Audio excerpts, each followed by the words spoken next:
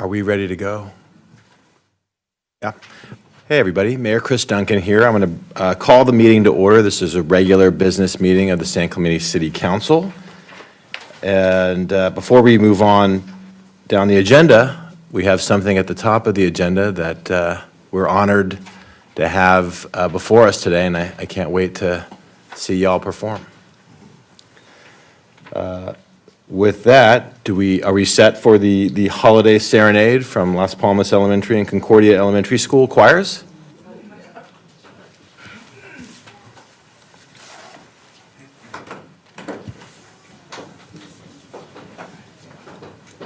I'm going to sit in the audience and face the group. Good idea.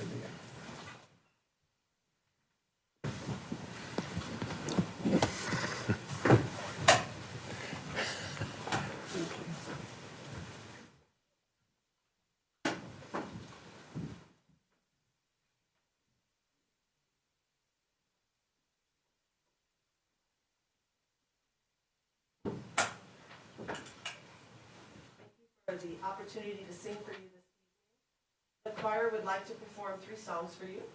First is a popular South American Christmas carol, Mi Burrito Sabanero, about a young boy who is riding a donkey to Bethlehem in order to see the Holy Child.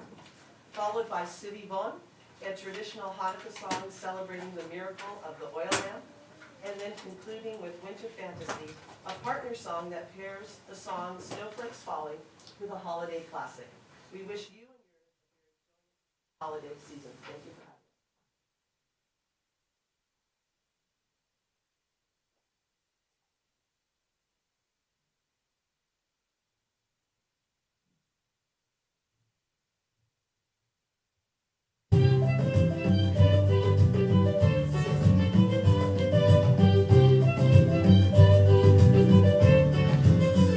Con mi gorrito sabanero voy camino de Belén. Con mi gorrito sabanero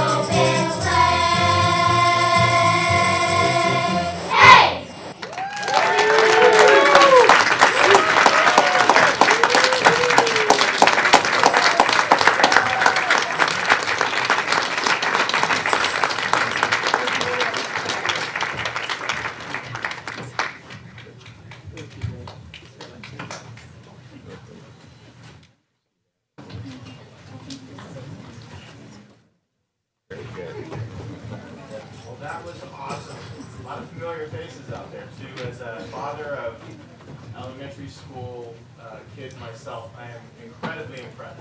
You're giving the Madrigals all the run for their money there with the holiday tunes. Especially impressed with the last one where we had two songs going at the same time. That was pretty awesome. I would have gotten tripped up and started singing the other song, the one not in my group. So wonderful job, and a real testament to the choir leader there for getting the kids to sing in different languages as well. Thank you all so much for coming, and thanks to all the parents for getting them here. And that was a great way to start the meeting.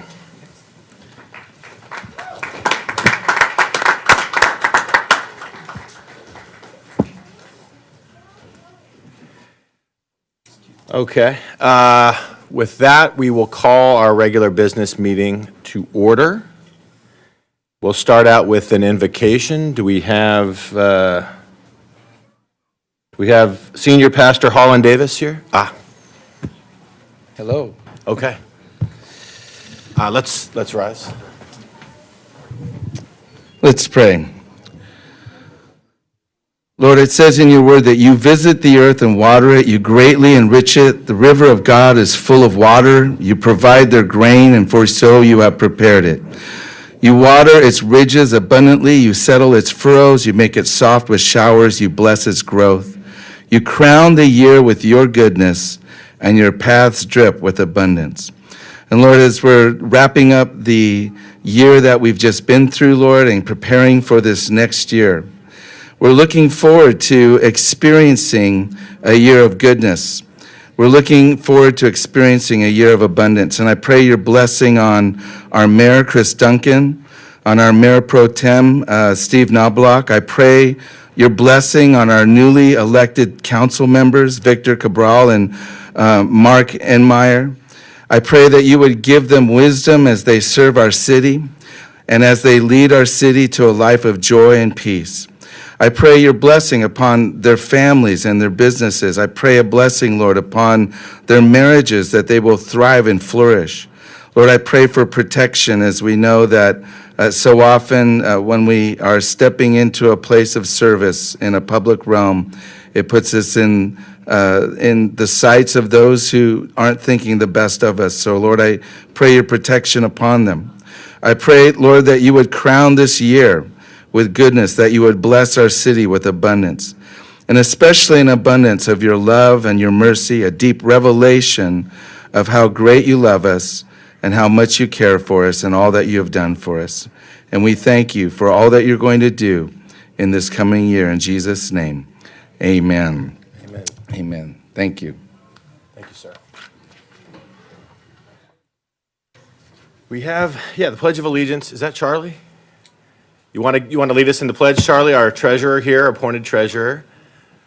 Please step up to the podium, and then we'll all turn to the flag, and you can instruct us to put our hand over our heart. All right, right hand over your heart. Ready to begin? I pledge allegiance to the flag of the United States of America and to the republic for which it stands, one nation, under God, indivisible, with liberty and justice for all. Thanks, Charlie. All right, we're going to move on to the roll call here. And I will just ask that you say present, and then we'll talk about Councilmember James. Councilmember Cabral. Present. Mayor Pro Tem Knobloch. Here. Councilmember Enmeyer. Present. All right, and this is Mayor Duncan. I am present as well. You may have heard that, you may have noticed that Councilmember Gene James is not here tonight. I do have a statement from Gene about why he's not here. He's never missed a meeting before today, and so if you haven't heard, this will provide a little bit of detail that he wanted me to read this about what occurred with him, and it's tragic and it's unacceptable in San Clemente. This is from Gene. Last night in my front yard, I was attacked by an assailant with a skateboard. This was a completely unprovoked attack directed at my wife. In defending my wife, I had to restrain the assailant who attempted twice to attack my wife with the skateboard. The attacker struck me multiple times in the head with the skateboard before I was able to subdue him, and he is now in custody. As a result of this unprovoked attack, I suffered serious injuries that prevent me from attending the council meeting. This is the first time since being elected 3 years ago that I will miss a meeting. Have no doubt I will recover from these injuries and will be ready to go in the new year. I would request, we'll talk about the committee assignments when we get to that point, but Gene also says, finally, he wishes to thank the responding deputies. We have Captain Benfield back there in the back, of the Orange County Sheriff's Department who make our city safe, and a big shout out to the firefighters from OCFA who responded as well and treated and cared for me. Special thanks goes out to Chief Shane Mowell, who beat me to the ER and was so kind to my wife upon her arrival there. I also want to thank the staff at the ER in Mission Viejo for their prompt and excellent care. Merry Christmas and Happy Hanukkah to all in this very special town, signed Gene James. So I want to reiterate again, this is not something that we will accept in San Clemente. It's tragic and terrible, and we wish Gene the best in terms of his recovery, but we can't say that more strongly, that this is a town of law and order where we don't tolerate this kind of assault, and we won't get ahead of the justice system, but it's important that the proper consequences for these types of actions occur, and we hope that that plays out in the justice system. So with that, we won't have Gene here tonight. We do have some direction on certain matters that we'll talk about when we get to those. All right, so we have the roll call done. The only council member absent is Councilmember James. Do we have a motion? I move that we waive the reading in full of all resolutions and ordinances. Second, do we have a second? Second. All right, all in favor? Aye. Aye. All opposed? All right, it's unanimous. We'll move on to consideration of agendizing items requiring immediate action. Does anybody have any items requiring immediate action? Hearing none, we will move on to oral communications, part 1. And I have one speaker card. Amanda Q.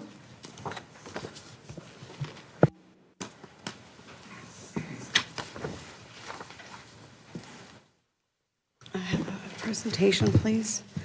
Good evening, council members.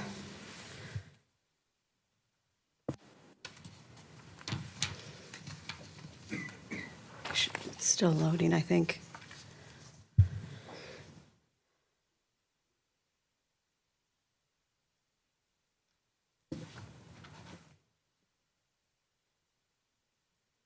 Yeah, we won't start the time till it loads. Oh, great, thank you. Okay. Oh, it's not that one, that one. Thank you, yes. Next slide, please. This is an article, blast from the past. This was an article, Bring Me the Head of Dan Bain, how a weekly reporter got played in the heat of the 2018 elections.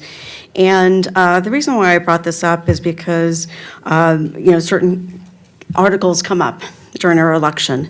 And this was in response to another article. Next slide, please. And so in this article, it said that Bain looked through the documents carefully, opening one of the attached documents. It had been offered by the complainant as evidence of Bain's perfidy. Bain looked closely at what Geets called the metadata, the bits of information that revealed documents' creator. What he did was he singled out a San Clemente resident and a Facebook page. And as a result, I submitted a letter to the FAPC. Next slide, please. And they responded, and they said, in response to the circumstances we discussed that last week, the FAPC has added the following disclaimer regarding descriptive metadata to the FPPC website with instructions for anonymous complainants regarding how to remove such data from their documents. And then furthermore, they addressed, as to the specific complaint regarding Dan Bain, we reviewed the attachments and did not find the same information within the descriptive metadata as to what was in the article. Next slide, please. So then they have this still current, and this is the ongoing practice, to alert people to take off their metadata. Next slide, please. So I read 2 articles in the San Clemente Times, and I understand that everybody has a right of free speech, and I'm one of the few minorities that come here as a resident and hold our candidates' representatives accountable. And so, you know, I definitely come in. It's not a personal attack on anybody at all whatsoever, and it's within my right to hold anybody, all the representatives accountable. Next slide, please. In another article, of course, not another article, but, and the reason why I mentioned this is that because there had been certain comments from our council members that we come in to our city, that our state at functions that one of them said he had convinced climate deniers to vote unanimously for community choice energy, but it hadn't even been on the agenda.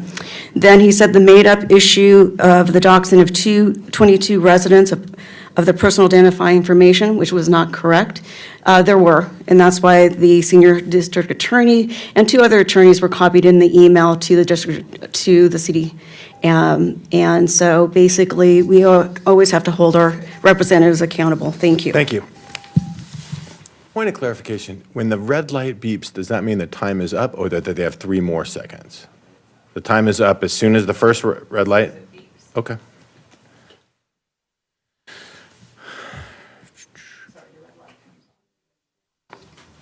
Okay. Do we have a second comment? Yes. Susan Ambrose. Susan Ambrose, okay, as well. Okay, great. Hi, Susan. Hi, good evening. Nice to see you here this evening on the holidays. I'm here to talk to you about the California King Tides that are coming this week and invite you to join us as a community in a great science project.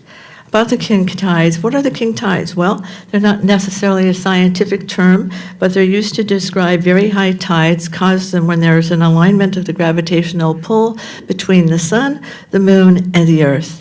And when the king tides occur, we are going to see, like during floods or storms, water levels can rise even higher and have the potential to get great damage, not only to the coastline and the T-zone, but also inland, depending on how our cities are geographically located and tiered. The California King Tides are starting to happen Friday and Saturday, which is December 23rd and 24th. I can email you this information so you can plan your time to go down and witness the California King Tides with your camera and take pictures of the higher waves hitting the abutments or the staircases up to the bluffs or wherever you want. Be sure that you're safe, that you don't go on down on the sand, especially when at North Beach and 206 and 204, because, you know, we don't have a beach very long. And you might get in trouble if you're standing on the beach when you're taking those pictures. But if you're standing on the coastal trail, for example, and watching water come in, or taking a photograph of the pier and you can see the water coming in, you can measure it to the piling. What's going to happen with this information, we're going to ask you to send or download the information, send it to the state for free, and I have all the information here for everybody in the city to follow this, and we will get to see what kind of damage, potential damage, could be happening here on our beaches and our T-zone and our whole surfing zone in San Clemente. Of course, the whole California coastline can do the same thing. That will help us plan better when we get our shoreline project really going, when we receive our sand. So I encourage you to participate. It's fun. You can take a look at pictures that were taken from years past, and government agencies will be using this information to measure what kind of things that we can expect in the future, particularly with sea level rise, as you know we have here in San Clemente. Thank you very much for letting me address this, and I will forward this on to you in a little bit neater package to your emails. Thank you very much. Thank you, Susan. All right, do we have May I ask any- a question? Yes. When is the date of that tide? There are King two tide? dates, December 23rd and 24th, and on Saturday, those are Friday and Saturday this week, and then January 21 and 22. And don't worry, I'll send you an alert for January 21 and 22. And by the way, I did call the Dana Point Marine Institute because in the past they used to conduct tours. So you could sign up for tours, not only with high tide, but with low tide. So what a great time to take children in to see, then this barren coastline filled with sea life, et cetera. Okay. Gives you a really good scope of what we're doing. Thank you, Susan. Please pass that on to us. All right. Any more comments? No more comments for oral communications. Okay. Next up is consent, and I do have 3 speaker cards for consent. Okay. Let's hear the speakers for the consent calendar first. The items that have been pulled by the public are 4-1A, 4A1, 4A1B, and 4B. And is this one more? And this looks like 1B, I'm assuming that's... 4A1B. Is that the first one? Correct. 4A1A, 4A1A, 4A1B. 4A1B, Okay. 4B, and I just got one more card that says 1B. I'm assuming that's 4-1B, Amanda? 4A1B. 4A1B. Sorry. Okay, 4A, so we have 2 cards for 4A1B. Okay. And before we hear the speakers, does council have any other items to pull? Yeah, there were a number of items on the agenda that Jean was taking the lead on, and is actually the point person on in discussion. And I think out of deference to him, we should postpone or a discussion on some of them to the extent we can. There's no urgency. Are there any on the consent calendar that Jean, that you know of, that Jean was going to pull? I have not talked to him, so I don't know, but, The only item before you at this time is the consent calendar. okay. Okay, so I do not believe, I've heard from Jean, I do not believe there's any other items on the consent calendar in particular Jean was going to pull.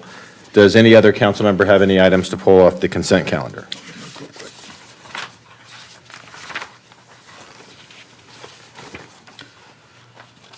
I had 4H. Okay.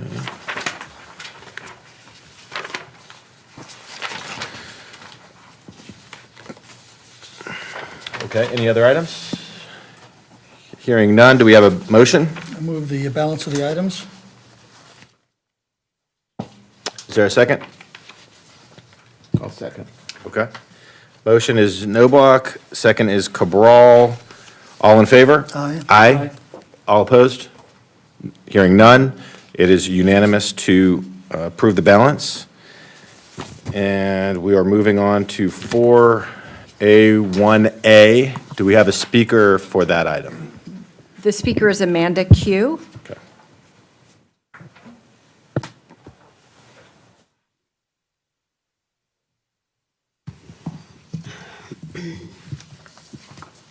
Next slide, please. So basically, this was when I read the city attorney's response to the point of order, I mean, there was a lot of information to go through. But I think we need to consider abstentions and how they are.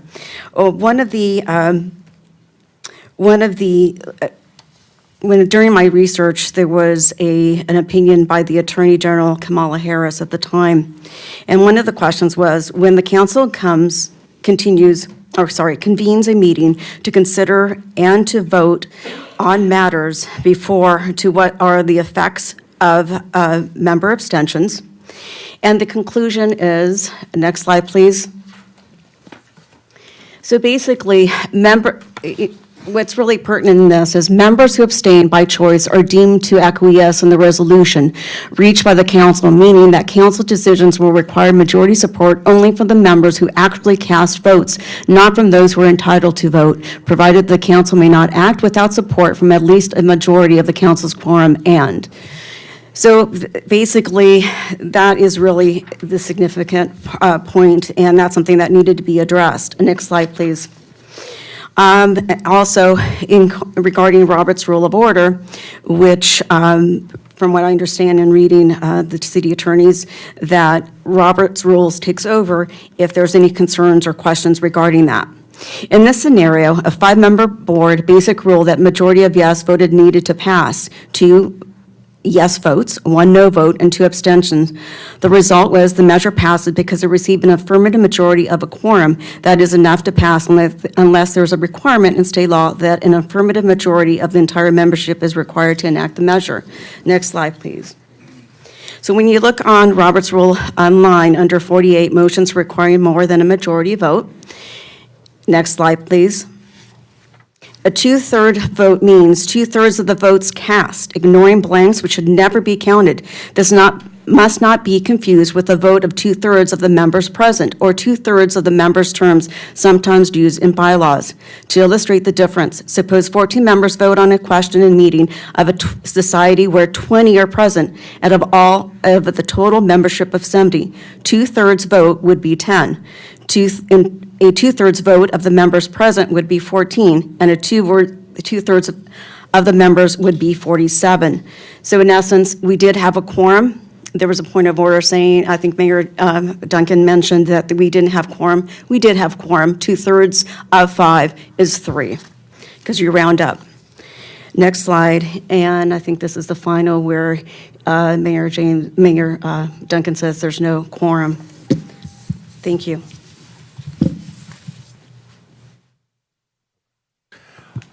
Okay. Do we have any discussion on this item? I realize now this was an item that Councilmember James that brought forward. That doesn't mean that we can't have a comment on it, but do we have any discussion or any thoughts from council member on this, members on this item? Well, I thought you had agreed earlier to put this one over until Mayor James. Yeah, I was looking through and now I realized that this was on the consent calendar. Do you have a motion to put this one over, given that this was brought by? It was brought by Mayor James. I think he should have the opportunity to talk on it, and I'd like to put this over to the next meeting. It can be put on the next meeting regardless, so, I mean. Okay, we have a motion. Do we have any second?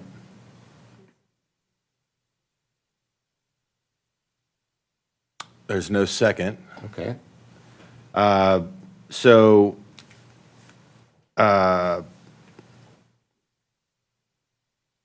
I tell you what, out of respect for Councilmember James, given that he commented on it, given that he's not able to be here, I will second the motion.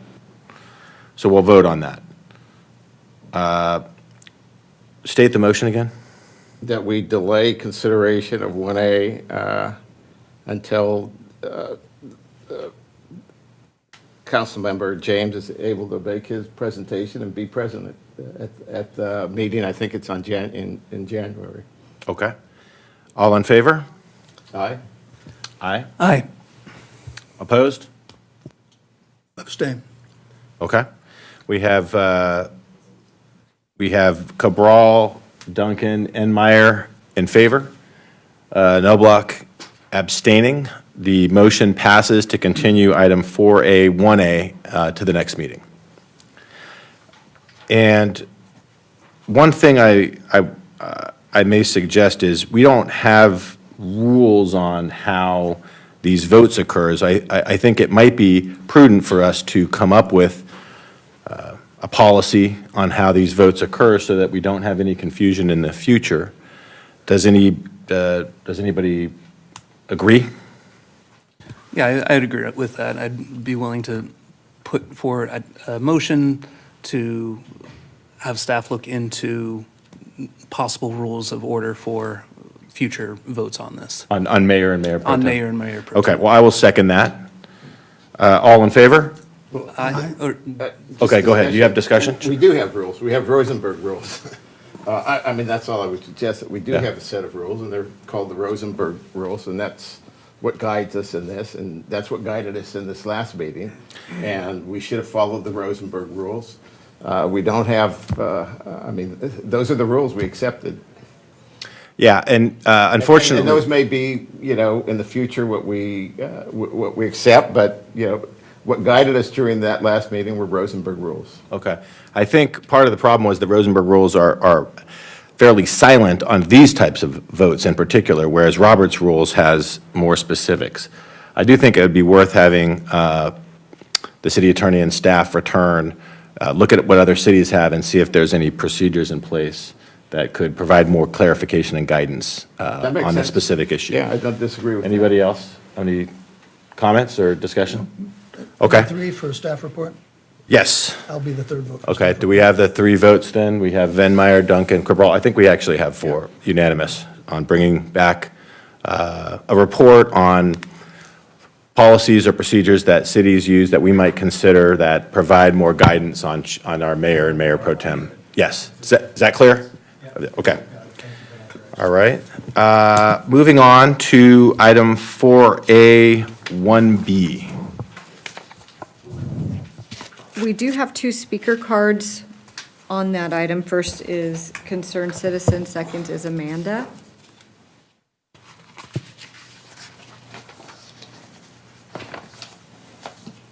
Good evening. I want to discuss during the minutes on page 2, item B as in Bob, the 4th paragraph. The minutes reflect that during the December 6, 2022 council meeting, 3 letters were read by staff. Staff has informed me that only letters written by individuals who qualify under the American Disabilities Act can have staff read their letters. During this council meeting, staff read 2 letters from individuals that did not meet the ADA requirements. Having staff decide who gets their letters read versus who does not is a slippery slope. And I think it's one that the city should not entertain for obvious reasons. Council, I ask that you think of the ramifications this brings. Staff should not be granted the authority to decide whose letters and what subjects are admissible outside of the ADA requirements. A solution would be to establish an explicit policy, have it posted on our website, and make sure that staff complies. I urge you to consider and agendize this item. Thank you. Thank you.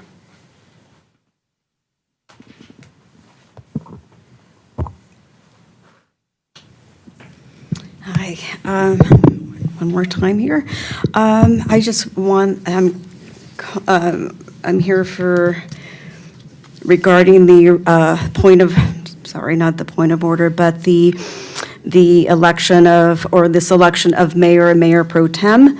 And in the minutes, I hope that it'll change. There was 3 people, San Clemente residents, that came to speak. Myself and 2 other ones. I think it's Bill Krutinger and I think Louise Herbert spoke as for public comments, but it's not in the minutes. And I would like that to reflect. So if that could be done, I really would appreciate it. Thank you. Thank you. Okay, any other comments on 4A, 1B? No? Okay. Do I have a motion? Move we approve council minutes of 4A, 1B. Discussion? Discussion, yeah. The only thing I noted that was missing is that we did have a vote on, for mayor. We had 3 candidates, and we had a vote on Steve that is not recorded. We at least had 1 vote for him, maybe 2, that, What page are you? I'm talking about during the meeting. It's referenced on page 4 of 17 of the minutes. Let me look. It's the 4th paragraph down on, or 4th sentence down on page 4. 17, okay.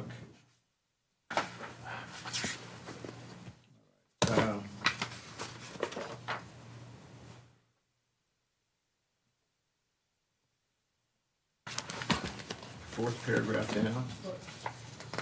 4th line under D, just under Councilmember Inmeyer, If I Councilmember Noblock. If I recall, there was a motion, but no, nomination, but no second.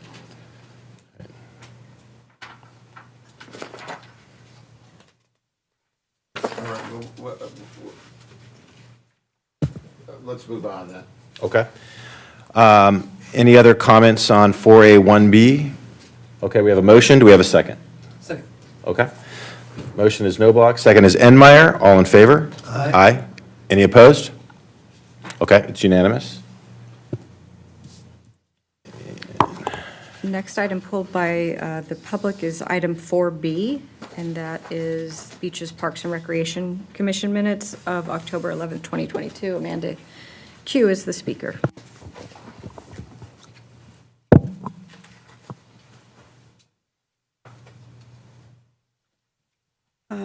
On the Beaches, Parks, and Recreation. You know what, I think I made a mistake on that one. I'm so sorry. I think I was in such a hurry today. I think that was, I wrote that down wrong. However,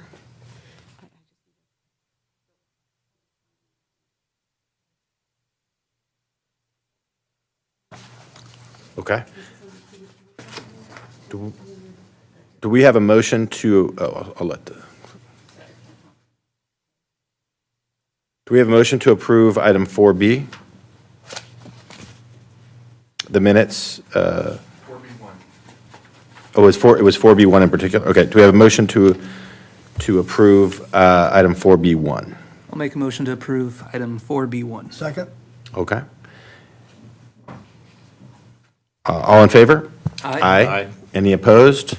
Hearing none, it is unanimous. Next item was pulled by Mayor Pro Tem Noblock. Item H, contract amendment, Marine Safety Headquarters relocation study. Yeah, I just had one quick question, perhaps Kyle can answer that. This is under this contract, we have 3 one-year extensions. This amendment includes an extension of an additional year. Is that additional year part of the original contract, or is that one of our 3-year extensions, so we're now left with just 2?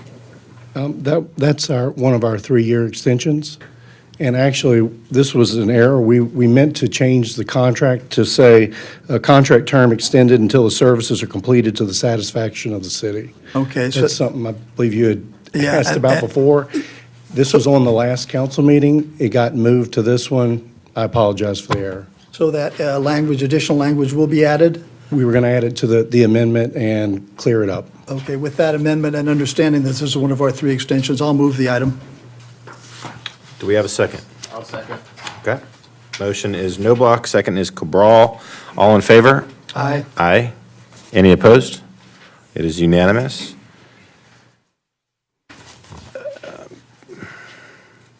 I believe that's the last item there. Question for the city manager. These consent items that have resolutions, are we required to read the title of those resolutions? Or not. Because it's on consent, we don't have to? Correct. Okay. All right. You never have to read the title of a resolution. Okay. Oh, if it's only an ordinance, okay. Okay. Next up is reports. City manager report.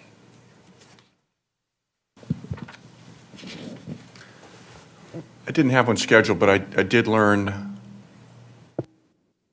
today or yesterday that our assistant to the city manager, Jennifer Savage, has accepted a position elsewhere. I have really relied on Jennifer, and I know that you have too, directly and indirectly in recent years. She has done terrific work shepherding a difficult project that was before the city council a month or so ago. She also shepherded the housing element, which is a huge task. She's just an invaluable resource to the city manager, and me in this case, and prior to me, Eric Sund. She's very, very valuable. She will continue to be valuable elsewhere, and we will miss her. You know, thank you for, well, that's sad news. I shouldn't thank you for it, city manager, but it is a huge loss. It's a shame Gene's not here because he would always call Jennifer the smartest person in the room. She really was oftentimes the smartest person in the room. So she was a great asset to, or has been a great asset to San Clemente. Will truly be missed.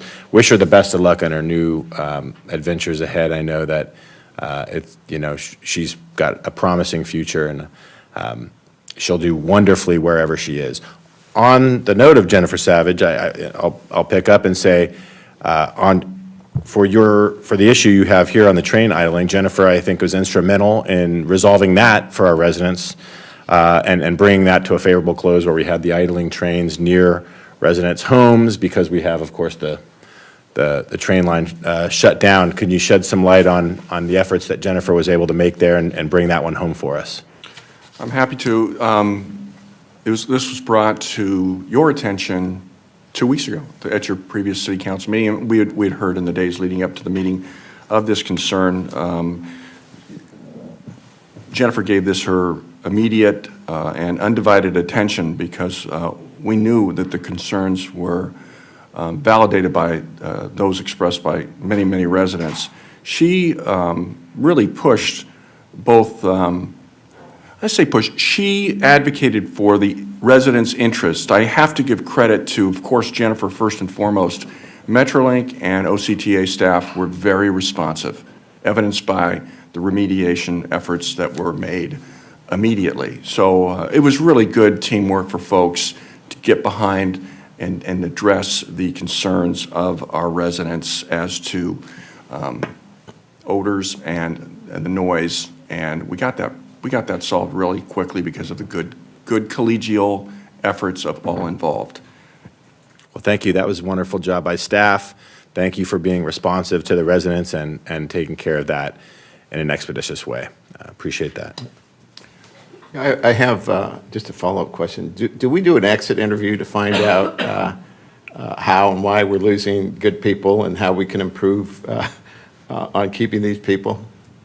We do exit interviews. Melissa in HR does exit interviews.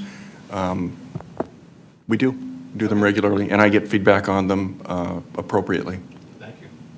I have another announcement, if that's okay, Mayor. Yes. A final announcement. I assigned 2 contracts since last you met.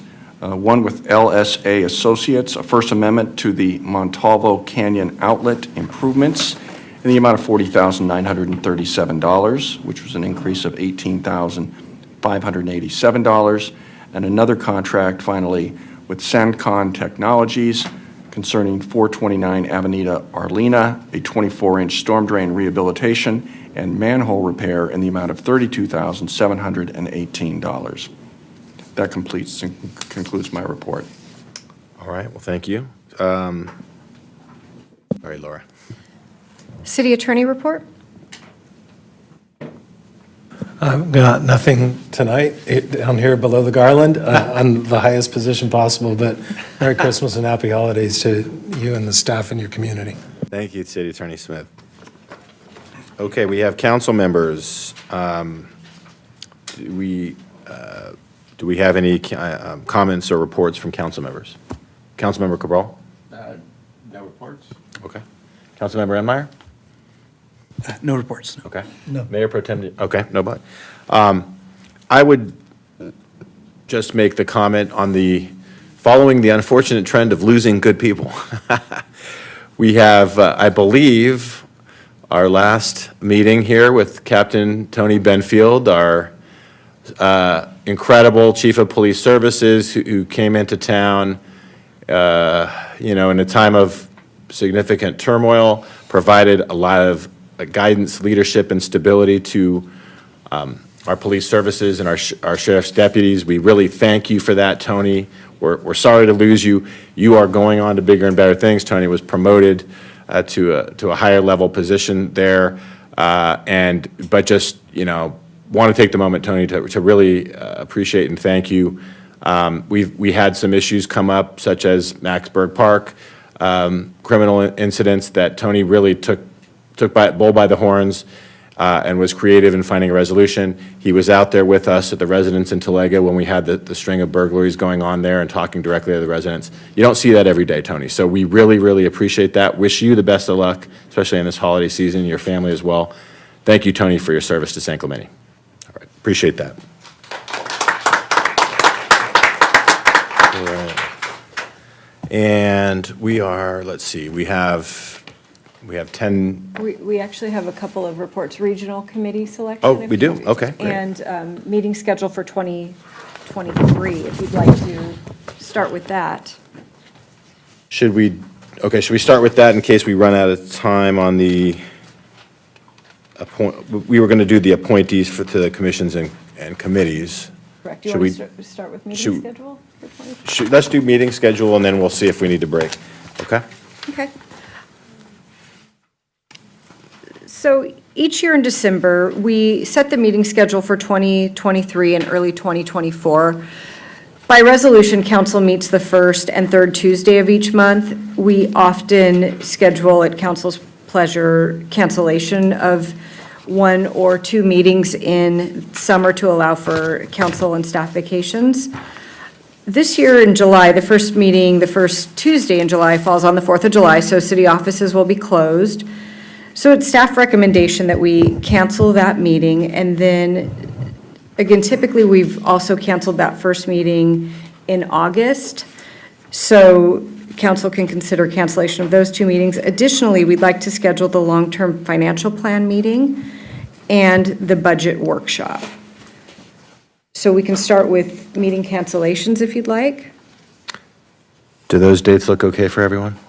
Yes? Fine with me. And the reason we have it split is so we don't go too long without having a meeting, so that should, hopefully, people can work their summer schedules around there. Okay, so staff recommendation 1 looks good. Okay, and then for the long-term financial plan meeting, February 28th at 4 o'clock is the date that staff is proposing.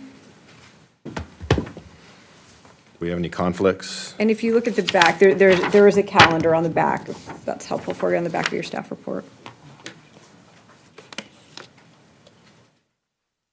It's a long ways out, but And we don't have to set that now.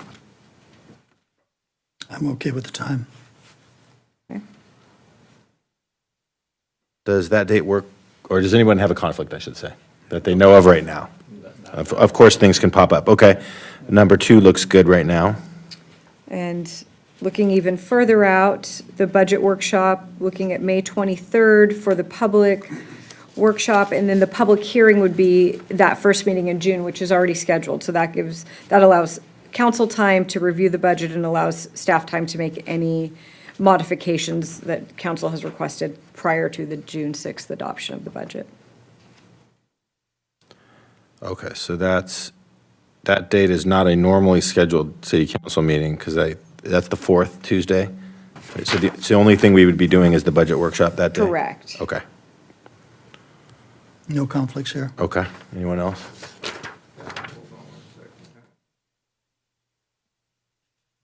Looks fine. Okay, number 3 looks good. And then finally, the city council meeting of January 2nd, 2024. We typically cancel that first meeting in January because City Hall staff are out and City Hall's closed. And so that would be the time that we're Right. preparing agendas and agenda reports, so. Come back the day after that. No, yeah, I think that's pretty standard. Okay, do we have a motion to move the staff recommendation for this item? I'll move we approve staff recommendations 1, 2, 3, and 4. Second. All right, motion is Mayor Pro Tem Noblock, second is Councilmember Cabral. All in favor? Aye. Any opposed? Okay, it's unanimous.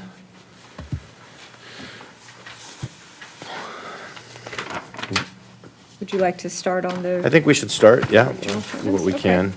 What are we starting on? We're starting on the council appointees to regional committees, commissions, and boards, and city council subcommittees, so, This is another item that's on the agenda that I think that the presence of Gene James is crucial and necessary. We don't know how he would vote, who he would support, what committees he would want, and he doesn't have the opportunity to opine on any of that. And so without him, I think it would be an injustice. He would be here otherwise, we all know that. And I don't know if we postpone it or move it to another date, but I think it'd be hard and difficult to make these decisions without his presence. do we have any other comments on that? I think in fairness to him and what happened, I can go along with that, yeah. Are you, okay, well, You wanna are you going to second the motion, or do you want to? Sorry, I'll second the motion. To yeah. continue to the next meeting? Yeah, continue this to the next meeting until he's here.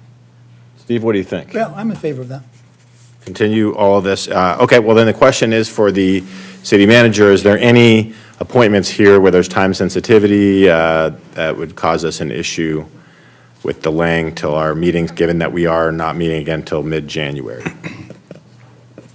Those previously appointed will continue to serve in those capacities, regardless of whether or not they remain they're still on the city council, to my knowledge. You've been served well by them in their current capacities in that role. You can think that's just fine. I'll leave that to you. Well, We had the fourth Thursday for the fire authority. I don't know if they're going to be meeting on the 22nd of December. Good point. And I know that they canceled one meeting. I've not yet received notice of the cancellation of the meeting to which you refer. the fire authority does have specific rules, and there needs to be I think it's a resolution. Correct. Yeah. Do we have time to do the resolution before their next meeting, or do we know? I don't know when their meeting is off the top Well, of my head. Let me posit this. I do have I know Gene's vote for on the fire authority in particular. That one does involve a resolution. Could I make a friendly amendment to the motion that we vote on the fire authority and table all of the other ones, including the subcommittees, for the next meeting? Yes. Okay. All right, so we have our motion to table all of the appointments for committees, commissions, and boards, with the exception of fire authority, to our next meeting, which is in January. All in favor? Aye. Aye? Aye. Any opposed? Okay, so that's unanimous. So then we move on to the appointment for fire authority.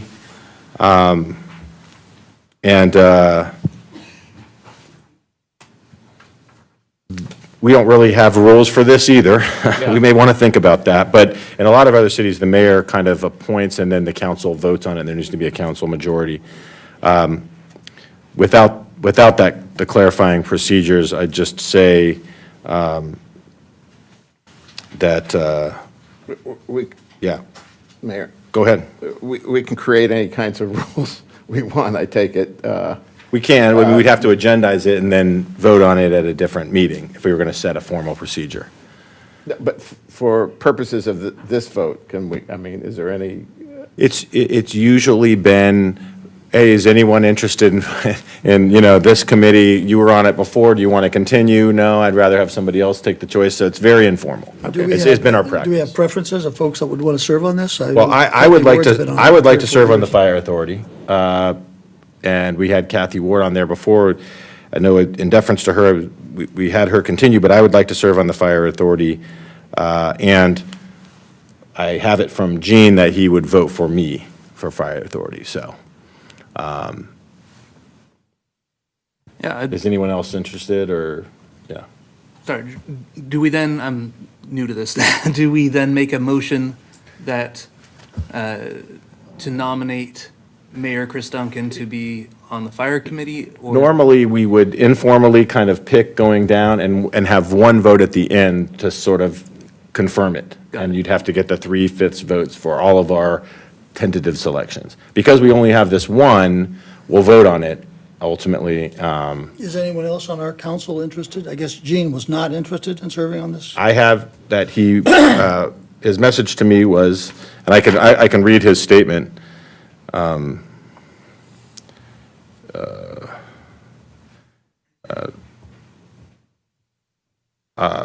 Okay, well, he talks about all the other committees, so I don't think it's appropriate to get into that right now that I think about it, because we'll be bringing all those back to vote, but. Is it even appropriate to bring in what his ideas and thoughts are?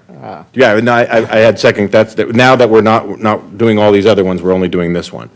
Well, I would like to be on the fire authority if anyone else would like to.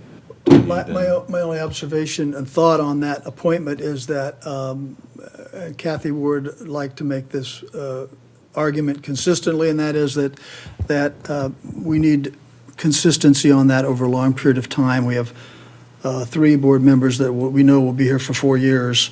And I'm just thinking perhaps one of the long-term members should be considered as well. Just my thoughts. Okay. Here's what I would say to that point is I do have an interest, but, and so as long as it's with understanding that when we're all present, not this next meeting, but next year, that we reconsider this. Next year, a year from now? you're Yeah, talking oh, about? yeah, no, I know that Kathy had the idea for longevity. Kind of surprised you agreed with Kathy on that, Steve. Well, I agree with her on a number of things. So. But I do think we should be considering every year our appointments. And sure, if there's a reason for someone to continue in a given appointment because of a reason, that can be brought up at that time. But I think we do and we should reconsider the appointments annually. So, yeah. Okay. All right, well, I will move that, that I be appointed our representative to the OCFA. Do we have a second? Second. All right. Motions on the table? Any substitute motions? Okay. All in favor? Aye. Aye. Aye. Aye. Okay. It's unanimous. Jean is also an aye, according to my messages. Can't vote, but.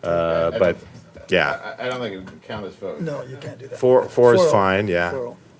Just want to make sure he didn't miss out. But he'll be here for the next one. So there's another benefit to moving it, so. Do we need any, we'll have the resolution brought back at the next meeting, so we don't need to do any other formalization there. And you actually don't even need the resolution brought back. You've approved it as part of this. We'll just read the title, which I can do for you quickly, and then I'll insert your name. Okay. Oh. All right, so we have unanimous approval of 5D1. And we are at 6 o'clock. Do we have a motion? I'll move that we move to closed session. Second? All right, motion's on the table. All in favor? Aye. Aye. Any opposed? No? All right. We adjourn to closed session.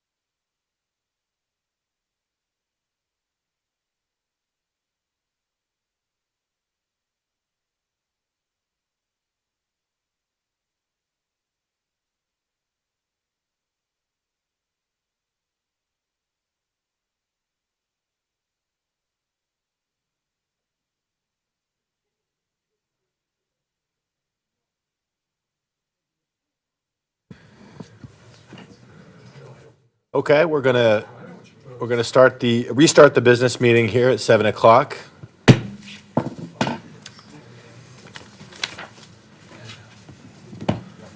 First item we have is the closed session report from the city attorney. Thanks, Mayor and Council. There was no reportable action taken in closed session tonight, but at a prior closed session, the council took action that was consummated since your last meeting, and the action was as follows. The council approved a settlement agreement and stipulated order with the owner of property at 422 Avenida de la Estrella.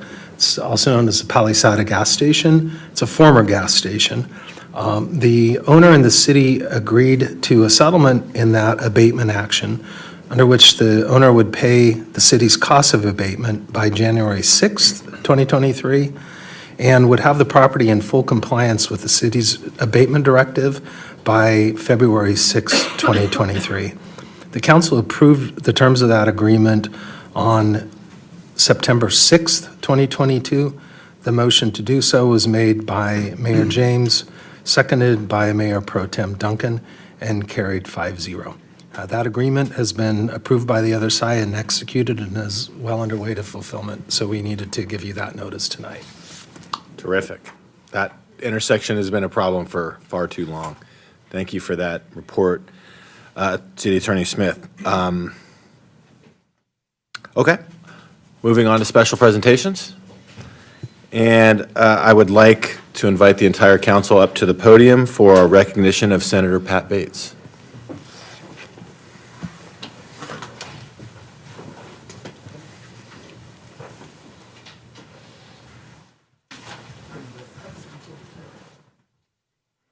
Pat, would you like to come up? Oh, sure.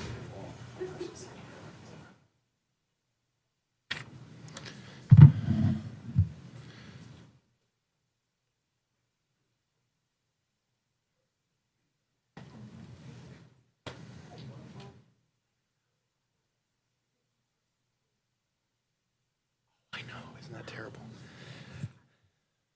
Okay.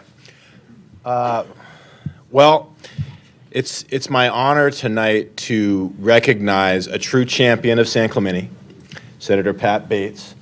I can tell you, as someone in elected office, one of the hardest things to do is to stand up for what's right, to stand up for your community, even when it comes at some personal cost.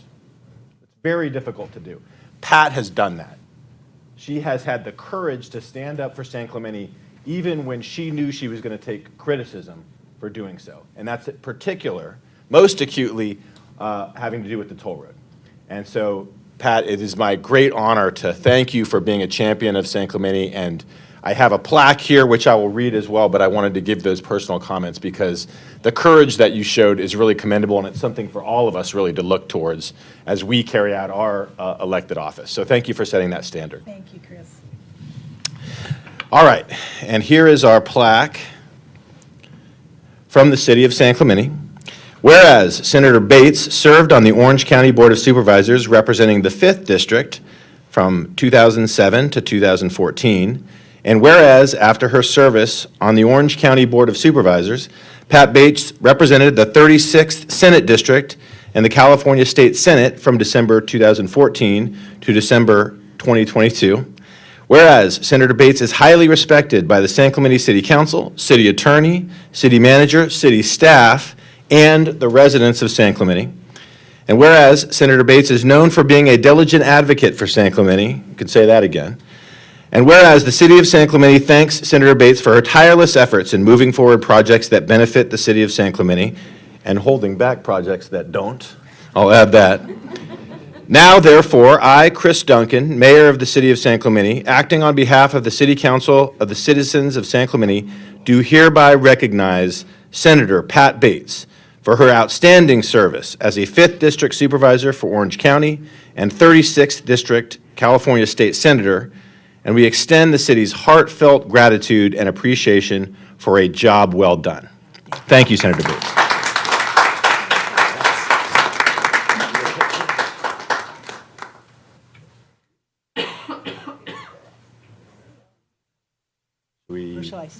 In the middle, right? Right here. Between the new guys. Yes, Oh, here?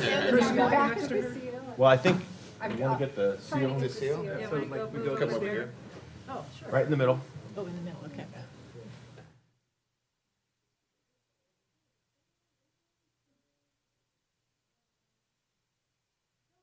Thank you. Now, I also have some comments here from Assembly Member Lori Davies. Thank you. Assemblywoman Davies adds her congratulations and thanks tonight in honor of Senator Bates and her hard work on behalf of the residents of San Clemente. Assemblywoman Davies is grateful to Senator Bates for her ongoing efforts to the constituents of the city of San Clemente. I think Assemblywoman Davies was at, is it another city council meeting tonight? Perhaps in your home city of Laguna Niguel. Okay. Right. Well, she couldn't be here, but she gives her thanks as well, and I agree. great. Thank you, Pat. Thank you Really all. appreciate it. Sure.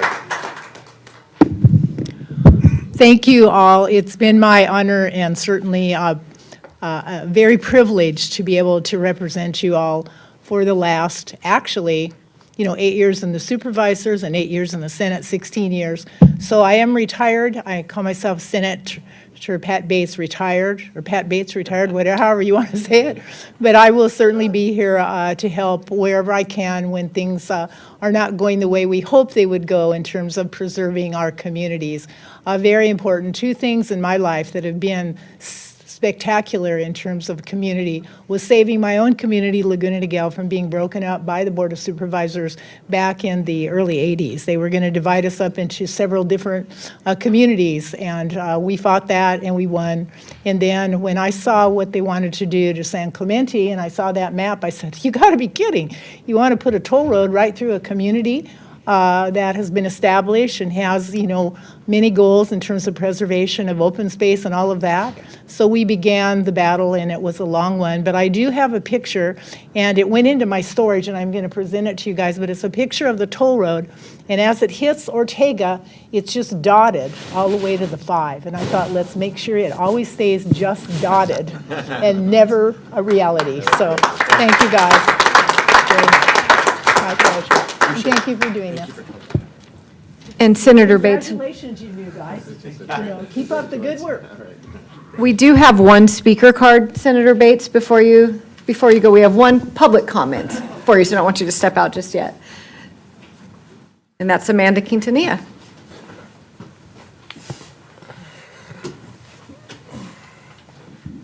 Thank you for the presentation. Thank you, Senator Bates. Next slide, please. I just have some pictures of some moments in time regarding Senator Bates. Here's Senator Bates at the state capitol. And next slide. Senator Patricia Bates, known as Pat, was the senator for the 36th Senate District in the California State Legislature since December 1st, 2014. She represented nearly 1 million people living in South Orange and North San Diego counties. On April 12, 2017, Pat became the Senate Republican leader. She's the second woman to lead a party caucus in the Senate's history, Democrat or Republican. She began her career as a Los Angeles County social worker and later became the driving force behind the Laguna Niguel campaign for cityhood. She became Laguna Niguel's first mayor upon the city's incorporation in 1989. She served 4 terms as mayor and then continued serving as a city council member until her election to the state assembly in 1998, where she served 3 terms. Next slide, please. She also was a board of supervisors, and here is the La Pata, which we owe it to Senator Bates for bringing a La Pata to connect Orange to Orange County, 2 cities together, or a couple of cities there, and where she stated the most significant roadway improvement project remaining in Orange County. The corridor project would soon provide a way to bring South County cities closer together. Next slide, please. And there's a groundbreaking there. And this is the ribbon cutting when it was finally finalized. And next slide, please. And here's the moments in time where Senator Bates participated at her town hall meetings, October 2018, November 2019, and a virtual town hall meeting. Next slide, please. And there's a couple, Assemblymember Bill Breaux, Senator Bates, and other OCTA representatives. Next slide, please. And this is the virtual meeting. Councilmember Ward and Mayor James was present, as well as former Mayor Wayne Eggleston. Next slide, please. And basically, she also funded, she helped with the additional funding for homeless from HCD. Next slide, please. And she also, in other cities, she's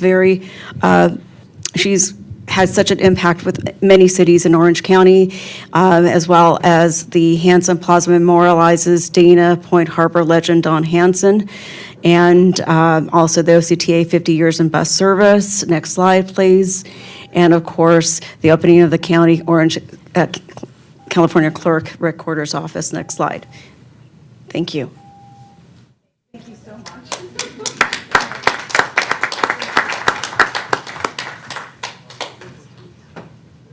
Okay, next agenda item is the homeless update.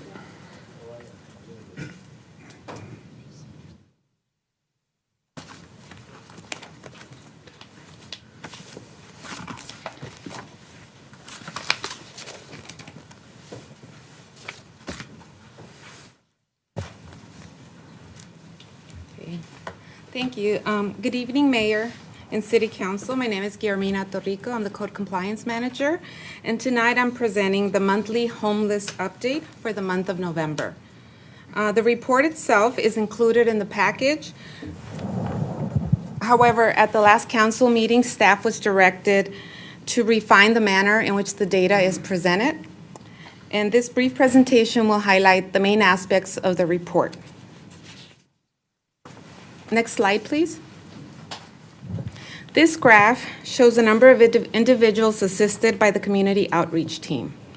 The blue bar shows the blue bar shows each time a contact is made. In November, there were more contacts made over the previous 2 months, and that was due to the second community outreach worker providing weekend coverage on the last week of November.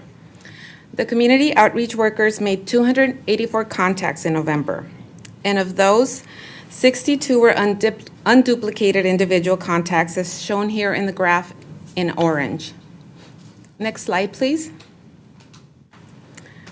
As part of the outreach, staff offers services to individuals contacted, and all of those who were contacted in November were receptive to some form of service. The services offered included documentation assistance, transportation assistance, employment assistance, financial assistance, mental health assistance, referrals to outside agencies such as the VA and medical facilities for care, and food and hygiene. And the most services accepted in November were mental health referrals. Next slide, please. In terms of street exits, November saw an increase over the previous months in that there were a total of 11 street exits, with the highest number occurring with family reunification. Next slide, please. In November, the community outreach staff reported that 82% of the individuals they contacted were open to shelter assistance. Shelter assistance was offered to all 62 individuals that were contacted, and 51 of them were open to being placed in a shelter once one became available. 11 of them declined, and all stated the reason was due to the shelter not being local. And finally, as you'll see in the report, there were 3 previously housed individuals that returned to the street in November. At the last council meeting, staff was directed to start tracking this data, which is reflected in the November numbers in the report. Next slide, please. And with that, that concludes the brief update for November. We thank you for your time, and we're available if you have any questions. Council members have any questions about the report? I have one quick question. For months, our homeless number hovered around 48. It's now up around 62, 14 or 15 more, just in the last few months. Do you attribute that increase to illegal immigrants coming across the border, or what do you attribute that increase to in the last number of months? Actually, it was pretty consistent the last 3 months, 58, 62, and then 62 Yeah, this. prior to that, for quite a while, it hovered right around okay. 48. I know it's increased, now it's up to 62. I just wondered if that increase, if there are any identifiers within those numbers. Yes, Mayor Pro Tem Adam Matamian, Deputy Community Development Director. At the bottom of the report, we do provide information on where the new arrivals for the month are identified as coming from. Typically, they're from Southern California. In some instances, they can be from out of state. To date, we don't have very much information that would indicate that they are coming from other countries. Okay, so you don't track that at all then? Or you're not able to track it? Obviously, if they come from San Diego, the border's at San Diego, so there's no tracking of that per se. Is that what you're saying? Well, this is all information that's provided voluntarily. Yeah, I understand. So we cannot Okay. confirm that. Thank you. I have a question. The shelter that you are offering to them, where is that and how far away is it from San Clemente? Is it in San Clemente? What does that shelter look like? So the shelter, the main one that typically has beds available from time to time is located in Laguna Beach. However, there are shelter and housing options available in Orange County. In some rare instances, there will be some shelters available in other counties if we're aware that the person would like to go to that area. But Laguna Beach is where most of the offers, when available, are provided. And that's the alternative sleeping location, the ASL facility operated by the Friendship Shelter in Laguna Beach. Wonderful. And when someone says that they are interested in that, how long does it take until they are accommodated with that?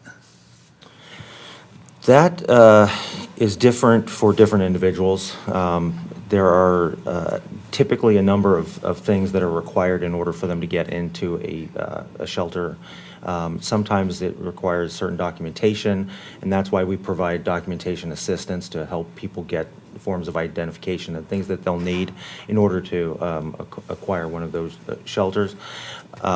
So in some instances, it could be potentially same day. In other instances, it can take anywhere from 2 weeks to a month or so to help get somebody off the street and into some type of shelter. So, thank you, Jeremy, and I really appreciate that, and thanks, Adam. And thanks to our homeless outreach workers, Carly and Troy. Troy, the new guy. We have more outreach contacts here in November, significantly more. Is that because of Troy coming on board that we're able to make contact with more people? Okay. That's correct. He started with weekend coverage the last week of November. So we are moving to having daily. So December should be even higher, perhaps? Yes. Okay. So we expect, yes. So when you look at the number of the 80%, I think it's about 80%, who would have taken shelter if it was available, do you extrapolate from that if there was more shelter available, we could have more people off the streets of San Clemente and into a shelter instead of being down at North Beach and other places? Is that? Yes, that is what the community outreach team shared with us. And right now, all of them are full, is what they've shared, so there's none available right now. So the biggest impediment really is not having a place for people to go. At least at this time. At least at this time. So if the county operated a facility on county land, perhaps, that was available for South Orange County, we would have a place to bring people. So I think that's something we'll continue to work on. Because the far majority of people, it looks like, would have accepted if it was available. It's actually the pretty small minority that still said no, right? And even if they say no, we can't obligate them to go. Yes, that is correct. Okay. Okay, well, thank you for this. That's all I have. Yeah, Victor? I had the opportunity to get briefed as part of the new, my new position here, so I'm not going to ask any questions. I had an hour asking all the questions I wanted. Good. Okay. Well, we'll continue to look forward to the next report. Thank you for all your good work on this. Obviously critical, important to San Clemente residents, so I appreciate that. All right, we'll move on to our next item, which is the fiscal state of the city. And Jake, do we have any comments on that item? No speaker comments. Good to see you, Jake. Good evening, Mayor and council members. My name is Jake Ron, and I'm here to cover the fiscal state of the city report and the fourth quarter report, which is for the period ended June 30th, 2022, and the first quarter report for fiscal year 2023, which is for the period ended September 30th. These reports were included in your packet. Just to kind of cover a couple of highlights from it, the fiscal state of the city report reports information on the fund balance of the general fund, reserves for all funds, total investments, pensions, other post-employment benefits, debt, and bond rating information. As for fund balance, the general fund unassigned fund balance ended the year at $10.3 million, which is $2.8 million higher than what we projected in the budget. This is primarily due to stronger than anticipated revenues and lower realized costs. Additional information on the revenues and expenditures will be discussed as part of the fourth quarter report, and I'll cover that briefly in just a little while. Total reserves between all funds are $85.7 million, and that's slightly higher than last year's amount of $83.9 million, so kind of in line with last year. The reserves are all included in the city's pooled investments, which total $161 million, and a breakout of the reserve balance and investment portfolio information is listed in the report. Various pensions are funded at various levels. However, the total net pension liability at June 30th, 2022 was $35.3 million. Individual pension plans ranged from 54 to 90% funded status, with some lagging a year due to timing of reporting from CalPERS. And additionally, other post-employment benefits, that will be funded over time. For debt, the city maintained its credit rating, and the city's debt includes an external loan for the recycled water expansion, and that was $10.1 million, which is a state revolving fund loan for recycled water assets that were added, and the amortization schedule concludes on that in 2034. There is also a golf intra-fund loan, and repayments on those have been initiated. So, moving on to the fourth quarter report, the report continues to focus on the general fund, like in previous reports, since that's the main operating fund of the city. For fiscal year 2022, budgeted revenues were $74.1 million, and actual revenues through the fourth quarter totaled $77.7 million. Therefore, they exceeded the budget by $3.6 million, and we're at 105% of the budget for the year. This was primarily due to tax categories, permits and fees, service charges, and fines, which contributed to the increase. And this increase was primarily related to pandemic restrictions, which were eased from the previous year, causing activity levels to increase and address some pent-up demand. More information by each of the categories is included in the report. For expenditures, the fiscal year 2022 budget totaled $83.3 million, and expenditures ended the fourth quarter at $74.7 million. The year's costs were at 90%, which is comparable to last year's 92%. However, the total amount increased from the previous year due to a variety of factors, including public safety contract costs, pension payments made under the 321 plan, increases to meet service level needs in recreation, public works, and other operating areas.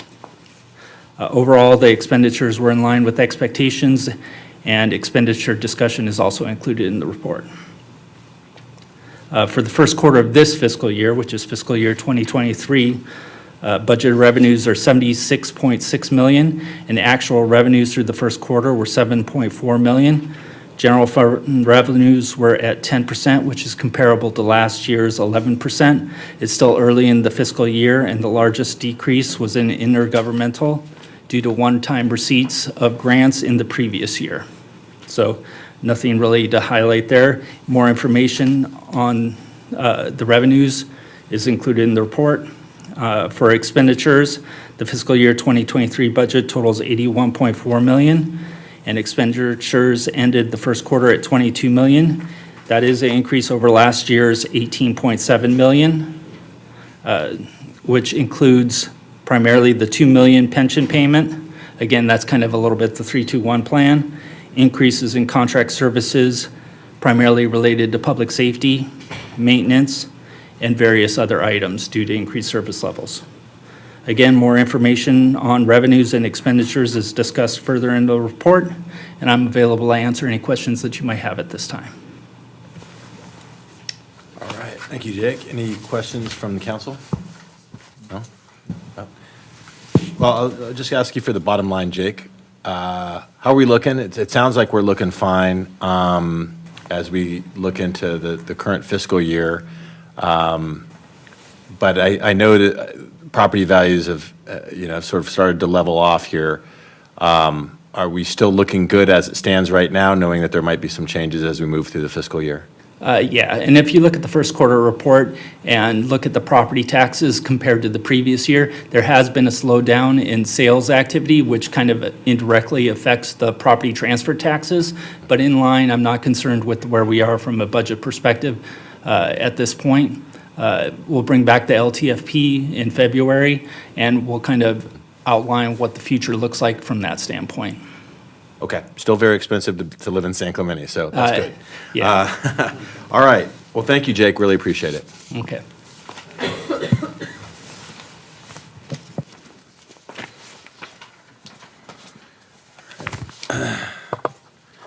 Okay, we're moving on to public hearings. Our first public hearing is scheduled for 7:30. It's 7:27 now. Do you want to try and squeeze in one quick item? Maybe 9A? Yes, I think we can do 9A. Okay. We have speaker cards on that item. Okay, well, that'll help. Did you say 9A? 9A is unfinished business. The consideration of traffic calming in the coast neighborhood, Calle Frontera, Calle Juarez, and Calle Vallarta. And would appreciate a staff report, and feel free to be brief. We don't have any speakers on this. Good evening, we'll get right to the point. Mayor Thank you, Duncan Zach. and council members. My name is Zach Ponson. I'm your assistant city engineer. Tonight with me, I have Ryan Kim, our senior civil engineer / traffic engineer. I'll be quick on this. I did give you a pretty in-depth agenda report, so there's a lot of information in there, so I'll be pretty quick tonight. Tonight in front of you, you have a traffic calming petition for the coast neighborhood. It's a HOA, but with all public streets. The HOA has a long history, next slide, please. The HOA has a long history with the city of asking for petitions for traffic calming. A lot of things that we've done for that neighborhood, I'll list on the next slide, but the general consensus of the neighborhood is they're concerned about the speed on Calle Frontera and the amount of people cutting through the neighborhood. Next slide, please. This slide shows you some of the previous things we've done for that neighborhood. That neighborhood actually started with a neighborhood speed watch program, which is very unique, where the HOA members would actually monitor speeding in the area. Staff recently, and throughout the last 2 decades at least, has increased police enforcement in the area. We've also added bot dots. We've added additional speed limit signs. We've implemented some other traffic calming, which means adding the edge lines on the side of the street and removing of the center line. The city has also added 2 medians on Calle Frontera, one down in the dip and one on the steeper portion. We've also added some decorative pavers on Calle Frontera. Ultimately, those bot dots were removed due to noise complaints because you have about 3,000 cars hitting them a day in front of somebody's house. Next slide, please. Staff met with the community and received petitions on 3 streets within that HOA area, Calle Frontera, Calle Juarez, and Calle Vallarta. During our study and analysis of those streets, we found about 3,000 vehicles a day on Frontera. The 85th speed percentile was found to be 36 miles per hour. On Calle Juarez, we had a traffic of about 1,700 vehicles a day with a speed between 29 and 30 miles an hour for 85% of the vehicles. Calle Vallarta only had about 600 vehicles a day, but their speed was a little bit high with 85th percentile of 34 miles per hour. Staff uses that data and completes an eligibility checklist. Next slide, please. We have several eligibility checklists that I attached into your agenda item that we use to generate and get a score for each street. When we do that, I can get into more detail if you need to, but I'll be pretty quick. And Calle Frontera was the only street that technically qualified and got the required amount of points of 51 points. So they were right at that limit, which is what triggers the traffic calming per our adopted policies. And so with Calle Frontera getting 51 points, staff is recommending 2 electronic speed feedback signs. Just recently, I'm also going to recommend also adding 2 cautionary yellow advisory signs for the curve ahead at Calle Juarez, because that's almost a 90-degree turn. So it's something that I don't have in the recommendation, but I do want to add that in tonight. And so that'll advise people to go about 15 miles an hour through that curve area. And so I think that would be an additional benefit on Calle Frontera. The 2 other streets, like I said, did not technically qualify, but we're still going to recommend some improvements on them. Calle Juarez had a 45-point score. We're going to recommend installing those yellow advisory signs. It's got a little bit of a steep hill to it with some bends, so we're going to put in some 15-mile-an-hour yellow cautionary signs. Calle Vallarta had a pretty low score of 29. We're going to follow our practice and recommend adding some edge lines on that street. A lot of times we'll remove the center line. In this case, we're going to keep it because it's a pretty steep street with some curves. So we're going to recommend keeping the center lines there. Next slide, please. With that, staff's actually recommending the traffic calming improvements as shown on the attachment with the one amendment of adding the 2 cautionary advisory signs on Calle Frontera. And staff's available for any questions. Okay. Thank you, Zach. Any questions? So just to confirm that the normal speed limit is 25 in that area? Correct. And the radar detector signs, those are there permanent, or will they be mobile to be moved around the city? Are they? The recommendation on Frontera is 2 permanent signs. They'll be pole mounted on existing poles. Okay. And one thing I'll add is we do get permission from the 4 neighbors right in front of those signs. And have you got that? Yes, we have got that already done. Great. Thank you, Zach. Yeah. Any other comments? Okay. I want to thank you both for your creativity. Have you engaged with the community, and do they have buy-in with your measures here? Edgeline stripping, can you define edgeline stripping? No, we're not, sorry. No, you can't come up during the presentation. If you have, do we still have time for comment cards? Or we passed? We passed that. Sorry, sir. There's a time to submit comments, and we're past that. Yeah. So that means I can't have a comment before? No, you can't have a comment during the middle of the meeting, sir. No, sir. Okay. Who do I contact? When Zach finishes his report, he'll meet you at the back and answer all your questions. Okay, great. Okay. Perfect. Thank you, sir. You had a question about, did we meet with the community, I think? Yes, I wanted to understand whether you'd met with the community and kind of gotten buy-in, and so the community understands why certain streets are getting measures and which measures you're implementing, and whether they're happy with that, with the measures that you're proposing. We did have a field meeting, and approximately 40 to 50 residents showed up, which is a very good turnout. And so we notified the HOA, a couple members of the board, I believe, were there, and about 40, like I said, about 45 residents. We informed them of what we were going to recommend. Not all of them are happy, but at the same time, it's a start, and it's a continuation. And we form that group. If there is still speeding in the future, they can always ask us to come back out in 6 months or a year and redo another survey. Okay. That next step after electronic speed signs is where you start getting into speed bumps and speed cushions. Okay. And what is edgeline striping? Edgeline striping is about 8 or 9 feet off the curb. You're placing a solid white thermoplastic line. It kind of identifies and shows where the cars should park, but visually to the driver, it makes you feel like your lane's a lot narrower. Right. And so especially if you're removing that center line, you're really feeling like you're in one lane and you're looking out more for that car coming the other way. Okay. Yeah. Right. You're not going to speed because you don't want to crash head-on to somebody who might be coming the other way. In theory, it makes you feel like you should be watching out a lot more, so it slows you down. Okay. Well, thank you both for your work on this. Yeah, appreciate it. Do we have a motion on item 9A? I'll move we recommend staff, we approve staff and planning commission recommendations number 1 and 2. Do we have a second? I'll second. All right, Noblock with the motion, Cabral with the second. All in favor? Aye. Any opposed?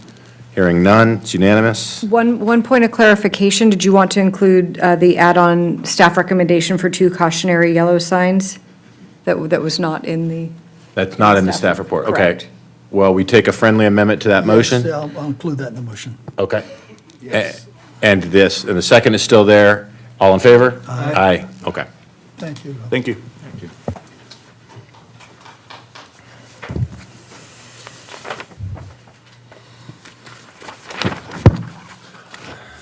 Okay, and we're back to the public hearing 9A. Continuance of appeal of minor conditional use permit 22, yes. Can I don't know if this is an appropriate time to speak to that, but I understand they're in negotiations and have requested postponement. Yes. That's the case, yeah, okay. Yes, we have in the notes here, continuance of appeal of minor conditional use permit 22-197 Primo Foods Beer and Wine. I think actually Gene wants to probably speak to this too, if I recall. think he does. That's where I got the information. Okay. They wanted to postpone this as they're in discussion, so. Right, and that's at 2801 South El Camino Real. And do we have a request for a continuance from the applicant? Yes, indeed, we do. We do. We're ready to come back February 7th, if memory serves me. Okay, and do we need to vote on that as a motion? Okay. Yes, to continue the public hearing to that date certain. I would move that we continue item 8A to the meeting on February 7th. I'll second the motion, but under discussion, we have people here tonight to speak on that perhaps that may not be able to make it on February. Would it be appropriate to hear their comments now? we do not have any speaker cards Okay. for this item, and I do want to clarify that the February 7th date is a tentative date. We can continue the public hearing until that time. If it needs to be extended to another date because of the applicant, we will renotice it accordingly. Okay. Okay, we Fair have a enough? motion from Cabral, a second from Noblock. All in favor? Aye. Aye. Okay. Continuance is passed. And we are on to item 8B. And that public hearing is advertised for 7:45 6 minutes PM. early. So we may have time to hear another item. Mayor? I've got an announcement to make that may be of interest to folks. I don't want to be too presumptuous concerning parking permits. Yes. I hate to put you on the spot like that.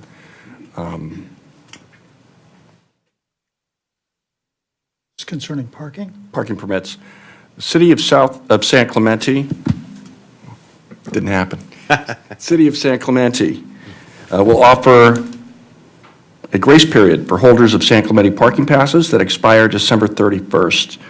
The grace period is in effect for renewal purposes from December 23rd through January 13th, 2023.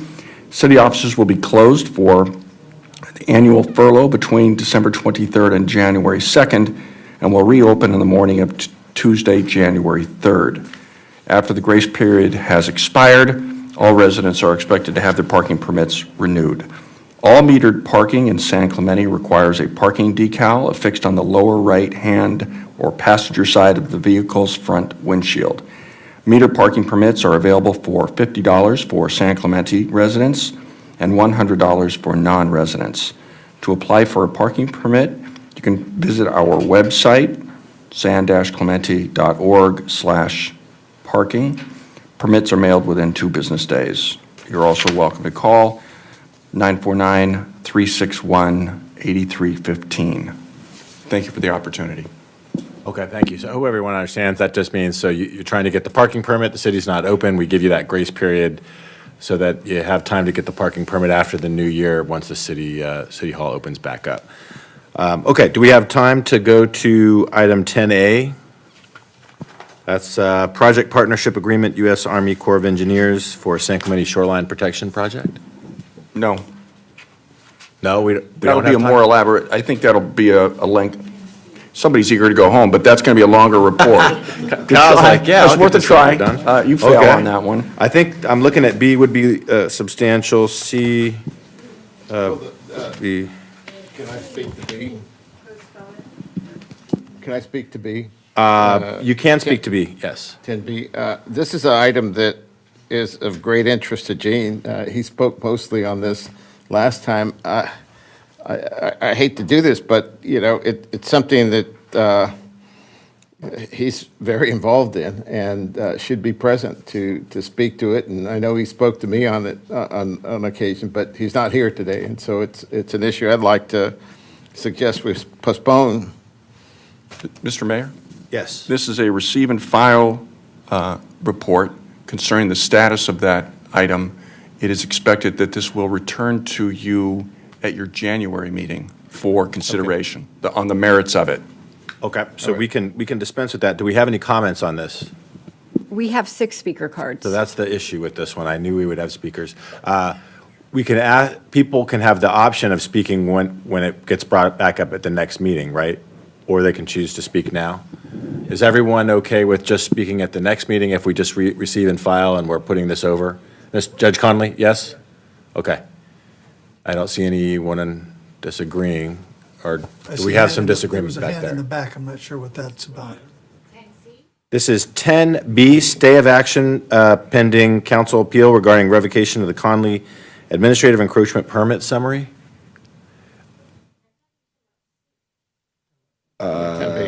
No, we're talking about 10B right now. B as a boy. Okay. Do we have anyone who wants to, if you want to speak tonight, please come forward. That's fine. But we are continuing this to our next meeting. You need a motion on that continuance? Well, let's wait It's just until. a receive and file. Yeah, it's just a receive and file, so okay. The next meeting date is January 17th. 17th. There's a gentleman in the back, does he want to speak? Is that? If you'd like to speak, please come forward, sir.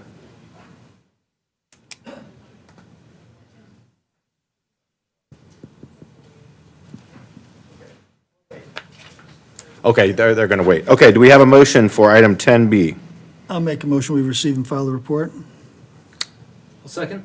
Okay, motion is Mayor Pro Tem Noblock, second Councilmember Enmeyer. All in favor? Aye. Any opposed? No. So Gene will be available for that item at the next meeting. Hopefully. Hopefully, yeah, if all goes well. And let's see if we have anything else. Nope, the trolleys. Well, C is probably going to have some comments. Do we have comments on C? City Clerk? We have one comment on 10C, and there's no name on the card. Okay, well, do we can discuss 10C before we ask for comments. Is this something that we also think should be put over? I think it's something that should be put over. It's Gene that moved to agendize it. He's not here, not present, for good reason, and I'd like to see that. Okay. Well, we can consider that. We would still want to offer anybody who came to comment the opportunity to comment if they would like to. Okay, well, first we can dispense with that. For discussion, does everyone agree we should put it over? It was Councilmember James who agendized it. do we have any, is there any time considerations to putting this one over, city manager? No. Okay. The contract won't be entered into in that period of time Oh, no. That's okay. That would be me signing that. No, that will not Just happen. checking. Give you Just my checking. word. Guarantee that will not happen. Just checking. Okay, does anyone have a motion then regarding 10C? Yeah, I would move that we. You want to turn your mic? I would move that we move 10C to our next regularly scheduled meeting on January 17th. Second? Okay, we have a motion from Council Member Cabral, second Mayor Pro Tem Noblock. All in favor? Aye. Aye. Do we have any opposed? Hearing none, it passes unanimously.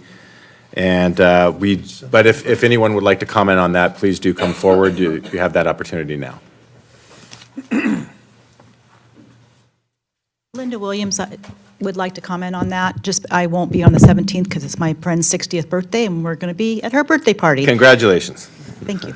I don't understand why this is coming up for reconsideration. I went back and listened to December 6th, and there was no reason for it given at that time.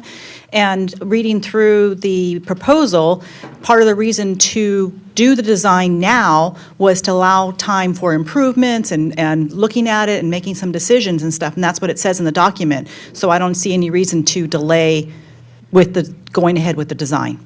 That's my comment. Thank you. Okay, do we have any other comments? That was my, sorry, I didn't put my name on.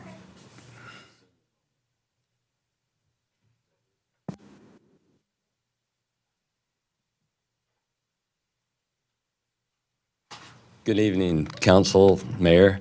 I'm Marty Weinberg, USA Pickleball Ambassador for the City of San Clemente. And I was also a little disappointed when I saw this come up on the agenda. I thought it was a 4-to-1 vote last month, and I thought we were going forward. The community was excited. Of course, all the pickleball players were excited, and here we are. And I'm not sure why we're voting on it again. But what I do know is that we're extremely busy. We have hundreds of people playing pickleball in San Clemente, and we only have the 8 courts. We need more courts, and I don't think most of you realize how big pickleball is now. Besides being the fastest growing sport in our nation, in our state, and in our community, we also now have 3 professional pickleball organizations that tour the country playing pickleball. The APP and the PPA, which you're familiar with, that's the one that they play at Lifetime in San Clemente every June. And now we have MLP, Major League Pickleball. And that's what's going to put San Clemente on the map regarding pickleball, because there's 16 teams, and we have all these millionaire and billionaire investors paying millions of dollars for these teams. And some of them you'll recognize: LeBron James, Chris Everett, Heidi Klum, Kevin Durant, Drew Brees, Tom Brady, he just bought a team. Anheuser-Busch, a Fortune 500 company, they bought a team. Michael Phelps, and quite a few others. And the reason why it's going to put San Clemente on the map regarding pickleball is because there's going to be 2 Major League Pickleball Super Bowls, or finals, both being played here in San Clemente at Lifetime, which is going to generate a lot of money, thousands of people, and they're going to be spending money at the stores, staying in the hotels, eating in restaurants. And I just think that San Clemente, the city, is missing an opportunity if they don't build these courts, because Lifetime Fitness, if you've been there, it's really not geared for tournaments. You could see the center court is good, but when you go look at all the other courts, there's no seating, there's no shade, you can't visualize half the courts. So I think if you build courts and you do it right, and you build a center court, you build several courts with bathroom facilities, maybe a concession, lighting, seating, and a parking lot, I think you could generate a lot of money. You know, it'd be a revenue generator. So I hope when we do go back to, is it January 17th?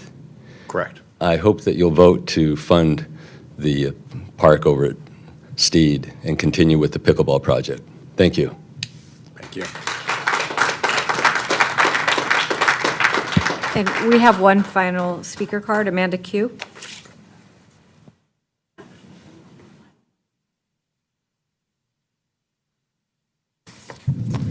So when I was looking at the minutes for the last city council meeting, for Mayor Councilmember Jean James mentioned that that we're going to reconsider this.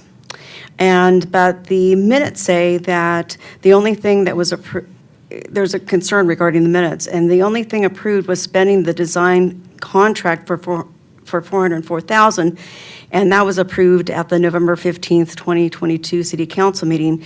And so, you know, I want to let people know that there is a concern regarding the information that is being, sent or in the agenda, and also in the agenda report as well. In the staff report, it says on June 7th, 2022, the City Council approved a contract with Ultra Systems Environmental, Inc. for the preparation of the environmental analysis, California Environmental Quality Act, CEQA, for the Steed Park proposed master plan design featuring up to 16 pickleball courts, an expanded skate park area, new pump track, BMX, new off-leash dog park area, and a lighted multi-purpose field. This study began in July 2022 and is expected to be completed in the spring of 2023. Upon completion, the staff would bring the final environmental study and park design to the council for adoption.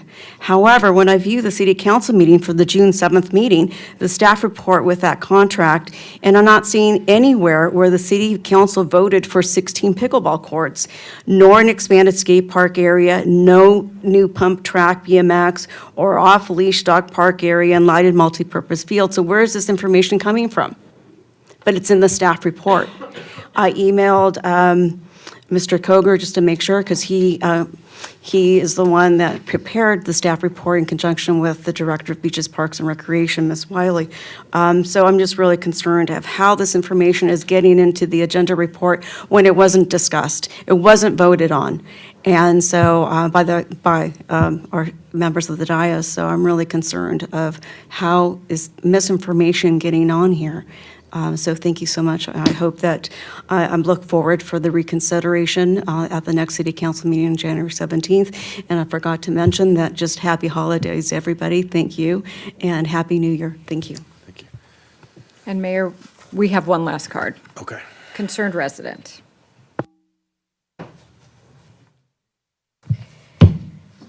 So, a year ago today, City Council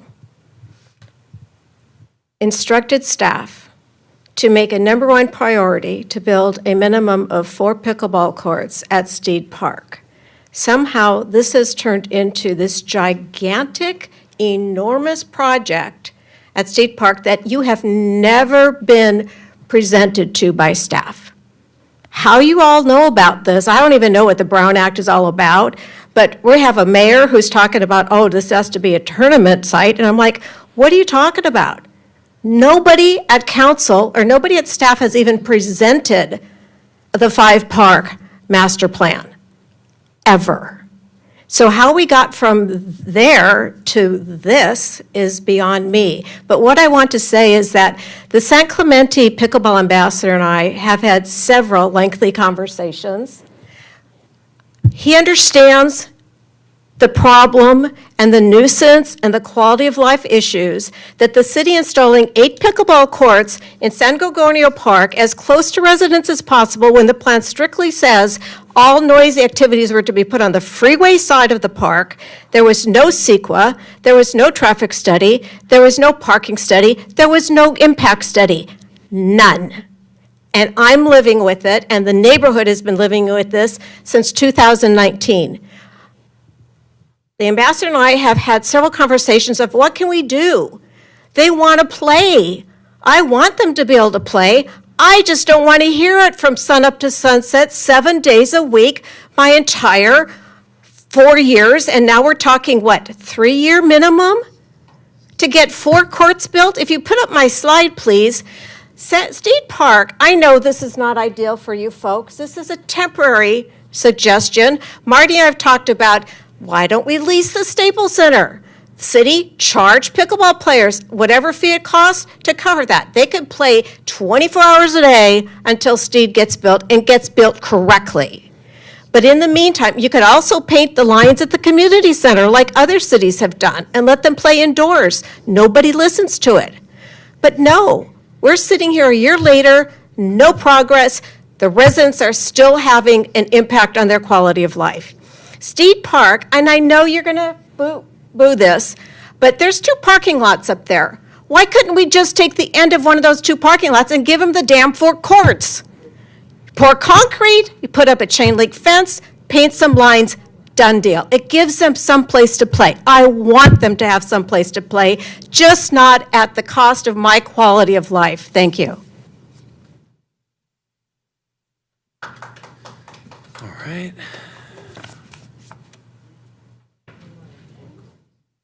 City Manager, do you have any points there that you'd like to fill in, or should we just move this forward for January 17th? Just want to give you the opportunity if there's anything you'd like to add. The latter. We'll look forward to making a comprehensive presentation and addressing some of what we've heard this evening in that presentation. Okay, thank you. Well, we are on to our public hearing scheduled for 7:45, which is item 8B.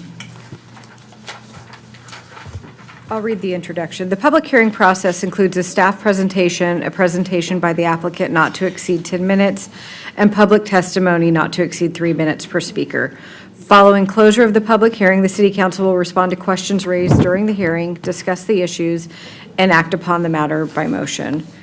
The item that council is considering is a public hearing to consider amendments to Chapter 16.50 state mandated subdivisions and Chapter 17.86 state mandated residential projects of the San Clemente Municipal Code to establish objective design standards, development and subdivision standards regulating urban lot splits and 2-unit housing projects in accordance with California Senate Bill 9, SB 9. Okay. Do we have a staff presentation? Yes, we do. Okay. Thank you, Mayor and council members. Good evening. Sarah Toma, Senior Planner with the Planning Division. Today, I'll be presenting to you zoning ordinances for urban lot split and 2-unit project, also known as SB 9. Next slide, please. Just wanted to give you a quick overview of SB 9. It allows certain lots in single-family residential zones to be split and allow up to 2 dwellings on each result. Excuse me for interrupting, I apologize. Could you speak into your microphone? Yes, of course, I'm sorry. Please? I didn't know, over here it's louder. How about now, is that better? Closer the better. Closer, okay. So I'm going to start over. Just wanted to give you a quick overview of SB 9. Again, it allows certain lots in single-family residential zones to be split and allow up to 2 dwellings on each resulting lot, maximum 4 dwellings on the original single-family lot. SB 9 requires cities to approve eligible lot splits and 2-unit project ministerially, which means without a discretionary review, conditions, or a public hearing. An urgency ordinance was adopted by the City Council on December 7th of 2021. This was an interim ordinance intended to establish regulations prior to the start of 2022, when the requirements of SB 9 took effect. This replacement ordinance has been developed to be more thoughtfully identify how urban lot splits and multi-unit ministerial projects can still adhere to the San Clemente unique development character. Next slide, please. The proposed ordinance before you provides minor changes to the adopted City Council urgency ordinance with additional objective design and development standards, such as lot coverage to match underlying zone, urban open area, providing recreational space for new primary dwellings, architectural and landscaping standards. Next slide, please. The Design Review Subcommittee did review the proposed ordinance at their September 28th and October 26th meetings and supported staff's recommendation to include additional objective standards. And on November 16th, the Planning Commission considered the proposed ordinance and recommended its adoption by the council with various minor amendments that staff incorporated into the proposed version of the ordinance. The Planning Commission also requested a memorandum on behalf of the Planning Commission to the City Council outlining the Commissioner's concern regarding the ever-increasing trend of state laws that reduce and in many instances eliminate local control over planning and land use policy. This is included in the agenda report as attachment 6. It's the last page. Next slide, please. And staff recommends that the City Council adopt the proposed ordinance provided in attachment 1 of the agenda report, which 1, determines that the project is exempt from CEQA, and 2, adopt an ordinance to amend Chapter 16.50 and Chapter 17.86 to the San Clemente Municipal Code to establish objective design, development, and subdivision standards, regulating urban lot splits and 2-unit projects in accordance with SB 9. Thank you, and that concludes staff's presentation.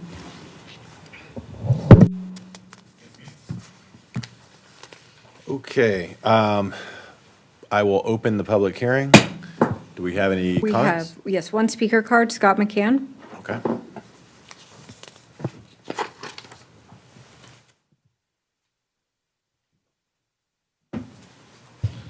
Madam Clerk, if you could please pull up the fire hazard map if you have it.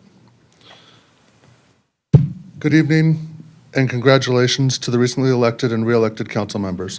Thank you for serving our city. My name is Scott McCann, and I want to state that I am not here as a planning commissioner, but as a member of the public. We all recognize that no one likes SB 9 and the state imposing requirements on us. I am offering a couple suggestions that could make it more manageable for San Clemente. I recently sent each of you an email raising a few issues regarding this proposed ordinance on a couple different topics. First, I suggest you copy a section from our own ADU ordinance into this ordinance that would give the city flexibility in approving a proposed project if the city felt it merited approval. In no way would this obligate the city to approve anything that didn't meet the standards, but it would give the city some more flexibility if it wanted in certain circumstances. Staff opposes the suggestion, stating that ADUs and SB 9s are different and that SB 9 focuses on removing discretion. The ADU law does just the same. Again, this proposed language would not obligate the city to approve non-compliant proposals, only give the city flexibility to do so if the city thought it made sense. Secondly, regarding fire, my suggestion is to remove the specified requirements found in the proposed language and replace them by saying that projects must comply with OCFA standards for development in very high fire zones. OCFA are the fire experts, and if someone can satisfy them, it seems reasonable a project could safely be approved. OCFA takes many different factors into consideration when approving projects. The part of the city standard I think is most inappropriate requires streets to be 40 feet wide. Very few streets meet that standard. Staff says that standards need to be objective, as if implying that OCFA standards are not objective. OCFA standards are entirely objective and are written by the fire experts.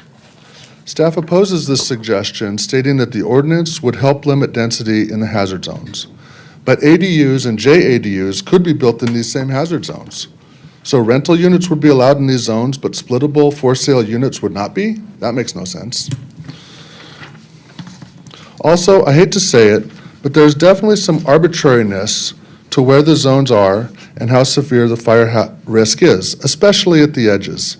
If you look at the fire hazard maps, why is much of Broadmoor in the hazard zone, but not Rancho San Clemente? Why is the 12th house away from the edge of the brush in danger, but the 13th house isn't? That, again, makes no sense. I had raised an issue about alleys, but staff has satisfied me on that issue. In the final analysis, I think the city won't see many of these applications as most of our lots are too small. Please consider these revisions that I think would make sense for both the lot split portions and the 2-unit portions of the ordinance. Both have similar language and should be revised accordingly. I'm happy to answer any questions if there are any. Thank you for your consideration, and again, thank you for your service. Okay, do we have any other comments? No more public comments. Okay.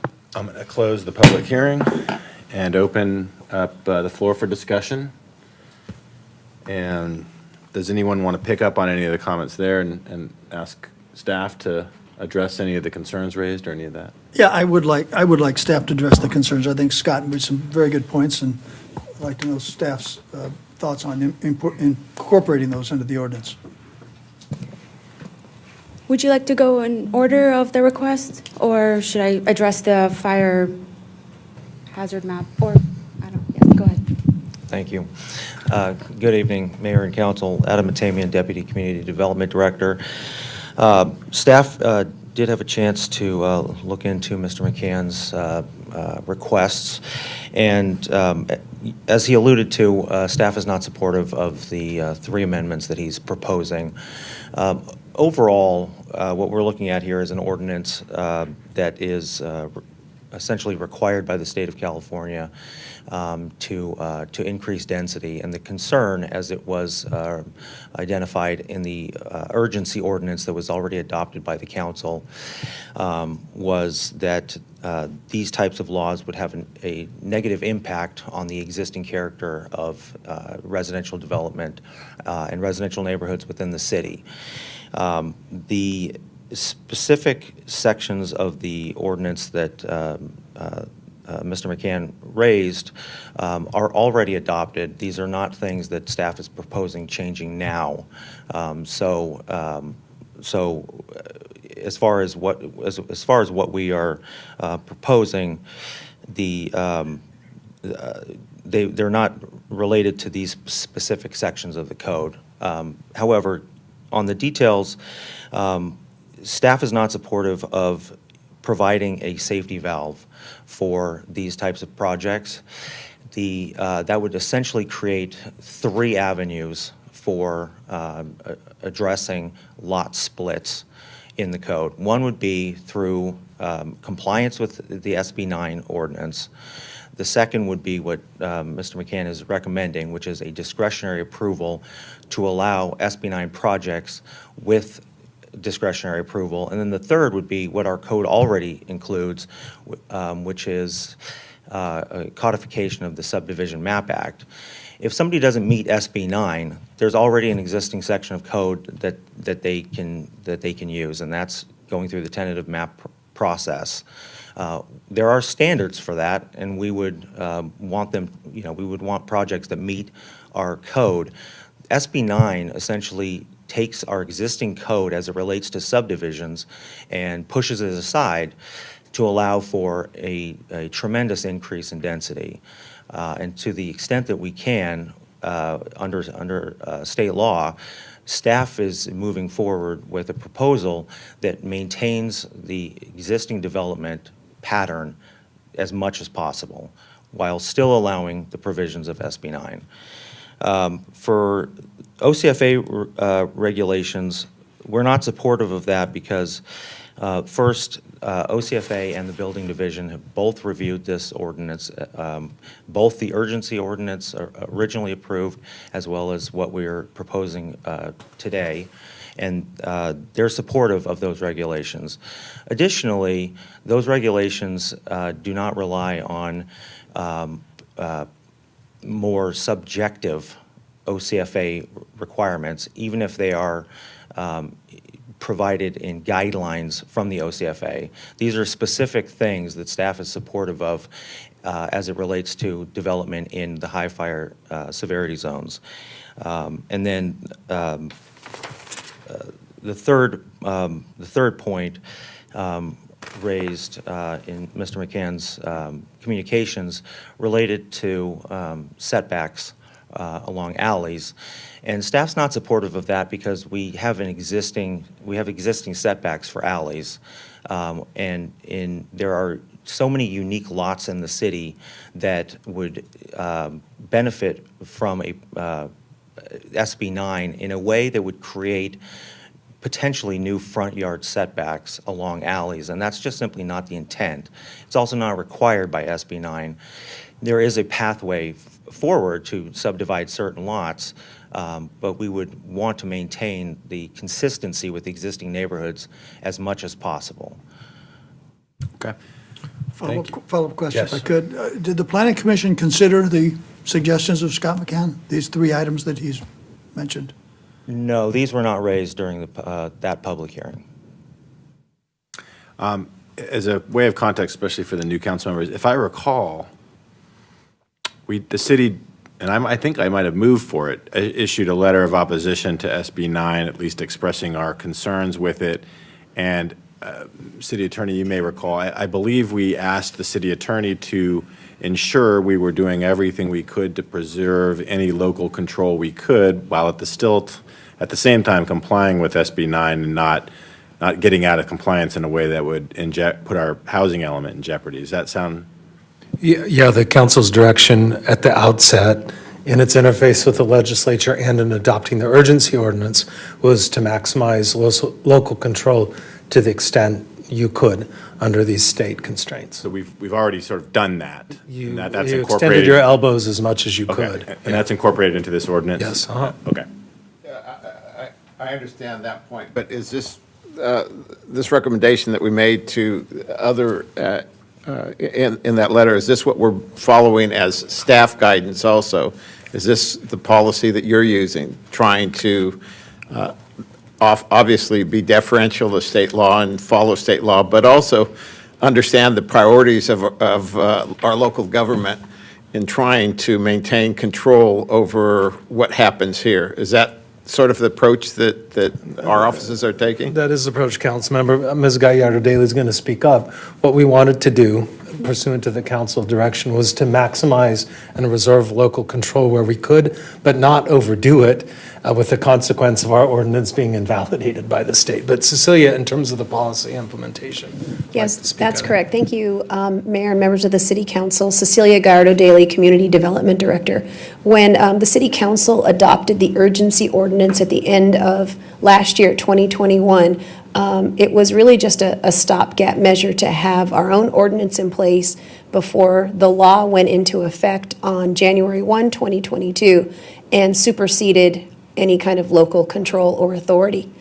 With this past year, we have had the opportunity to be more thoughtful and deliberate and really stretch out the limits of what SB 9 allows the city to have control over.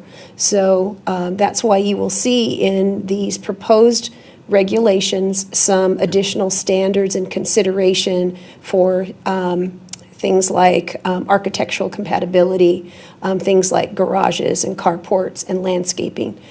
So we did try and maximize our local control while adhering to state law. Thank you. Any other comments? I don't know if this is proper protocol, but the suggestions that Scott McCann has made really do address local control. And I don't know if it's appropriate to call him back up, but I'm curious if the Planning Commission, of which Scott is a member, didn't hear these concerns. I'm wondering why not, and did this analysis sort of come after the fact? I'm just curious if our Planning Commission considered them at all. Apparently they didn't. I'm just curious why, if that's appropriate to ask, Mr. Mayor. I think it is appropriate to ask if a council member wants a member of the public to come up and answer a question. Hi, thank you. Regarding the one that from copying the ADU thing, I didn't see that prior to our Planning Commission considerations. I was reading the ADU ordinance and I thought, well, if it's in the ADU ordinance, it makes sense to be in the SB 9. So that was regarding number one. Regarding fire, I actually did bring it up briefly at the Planning Commission, but it was kind of a last minute thing and there was a whole lot of other considerations, and so that one did not get any support at the Planning Commission level. And the alley one, I just was digging into it and there was no, but the alley one, I'm perfectly satisfied with what staff's response, so that's to me not even an issue. Okay. Thank you, Scott. Mayor, Yes. just a point. The issue that has been raised by Steve and I is also an issue that's been raised by the former mayor on several occasions about local control. And he's not here to speak on it. So my question is this an item that needs to be addressed tonight without prejudice, or can we put this off until we have another point of view that I know Gene is very concerned about? It is scheduled for public hearing tonight. We have heard it tonight. I would prefer to go ahead and vote on it. But is this something that can be brought back later, I guess, if there's a council member that has concerns? Well, the cross-reference between the ADU ordinance and this, I think that's something that could follow on. I think it's Not time sensitive in terms of. well, I don't know if there's a shot clock on this enactment. Community development will have to help me there. But that concept could be brought back separately too, how the two. Yeah, in other words, we could vote on this and you could still introduce those other issues at That's a what I later was date. thinking, Okay. yeah. Yes, that's correct. This follow-up ordinance, we wanted to get before the city council as soon as we could. If the council were inclined to support a recommended change to what we have before you, which is to add the allowance for SB 9 type projects through a discretionary process, you could move forward with the ordinance that's in front of you, and we could bring back a change. We'd have to identify the permit, and we'd have to type, and we'd have to identify findings for approval. And those aren't before you tonight. Okay, so, One other Yes. point. Is it appropriate for the planning commission to review this before it comes back to us, or if we approve this right now? well, no, I think they've already looked at it, so I think Okay. it's before us. I think the point is, we've got this before us. We have staff with the support of the city attorney saying this is something that's essentially necessary. Doesn't mean it can't be tweaked at a later date, so let's not, During the second reading. well, potentially during the second reading, I guess, but I think we should move forward and vote on this tonight, and then we can have council members introduce adjustments if they want down the road, and potentially send it back to the planning commission. I mean, these are all things that are on the table, so I think we should address it tonight. Does anyone else have any concerns? Yeah, no, I agree with you, Mr. Mayor. I think we can approve this. We do have a second bite at the apple, and if for whatever reason Councilmember James is not present, we could always continue it at the second reading if necessary. So I just want to express my thoughts. I like Scott's, McCann's comments. I think they're thoughtful. I think it does give us a degree of control, as long as I don't know that the state is going to be retaliatory if we take this action, but I think it's something we need to preserve as much as possible. So I'm in favor, but I can support the ordinance at this time. Was there a comment? Yes. Staff, I think there's Yes, staff as comment. part of your motion tonight, when you consider this ordinance, you can direct staff to initiate a modification that would go back to, or that would be before the Planning Commission for consideration prior to coming to the City Council. Would you have time to get it back to the Planning Commission? No, what I'm telling you is it would be two separate tracks. So if you were inclined to adopt the ordinance tonight as is, you could do that. We'd still have to come back for a second reading, but on a separate track, you could initiate a change to the ordinance consistent with the recommendation that Mr. McCann has presented, and that would just subsequently follow with a hearing before the Planning Commission. The Planning Commission would consider it and make a recommendation to the Could do City both. Council. We could do both. They're not mutually Correct. exclusive. Correct. Okay. All right. Well, let's leave the second point for now. Do we have a motion on adopting the ordinance? I move that we adopt the ordinance. Okay, and I will second that. Do we need to read the We can have the clerk read it. We're going to try something new here if we can. But, okay, so we have a motion by Councilmember Enmeyer and a second by me, Mayor Duncan. All in favor? Aye. Aye. Okay, all four ayes, none opposed. And so I will ask the clerk to read the ordinance. And the motion is to introduce ordinance number 1748, entitled an ordinance of the City Council of the City of San Clemente, amending chapters 16.50 and 17.86, and amending section 17.52.020 to the San Clemente Municipal Code to regulate urban lot splits and two-unit projects under SB 9, and finding the action to be exempt from California Environmental Quality Act. Okay, and do we have any other motions? No, I don't particularly like the idea of a second track. I think if we want to incorporate these changes, we can simply do so at the second reading. And I know it's always nice to have the Planning Commission's input, but I don't know that I want to burden the staff with that at this time. I think. I'd agree with you.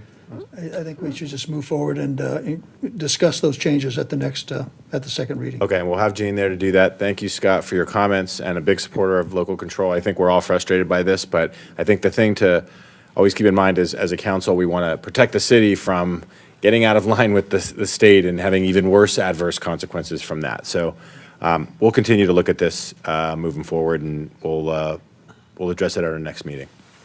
Yes. I would just say in terms of the ordinance, I hate to practice law here, but in the absence of Scott's intervention on this, you won't be able to make substantive changes to the ordinance at the second reading. Well, then my question is, are the three suggestions that Mr. McCann made, are they deemed substantive?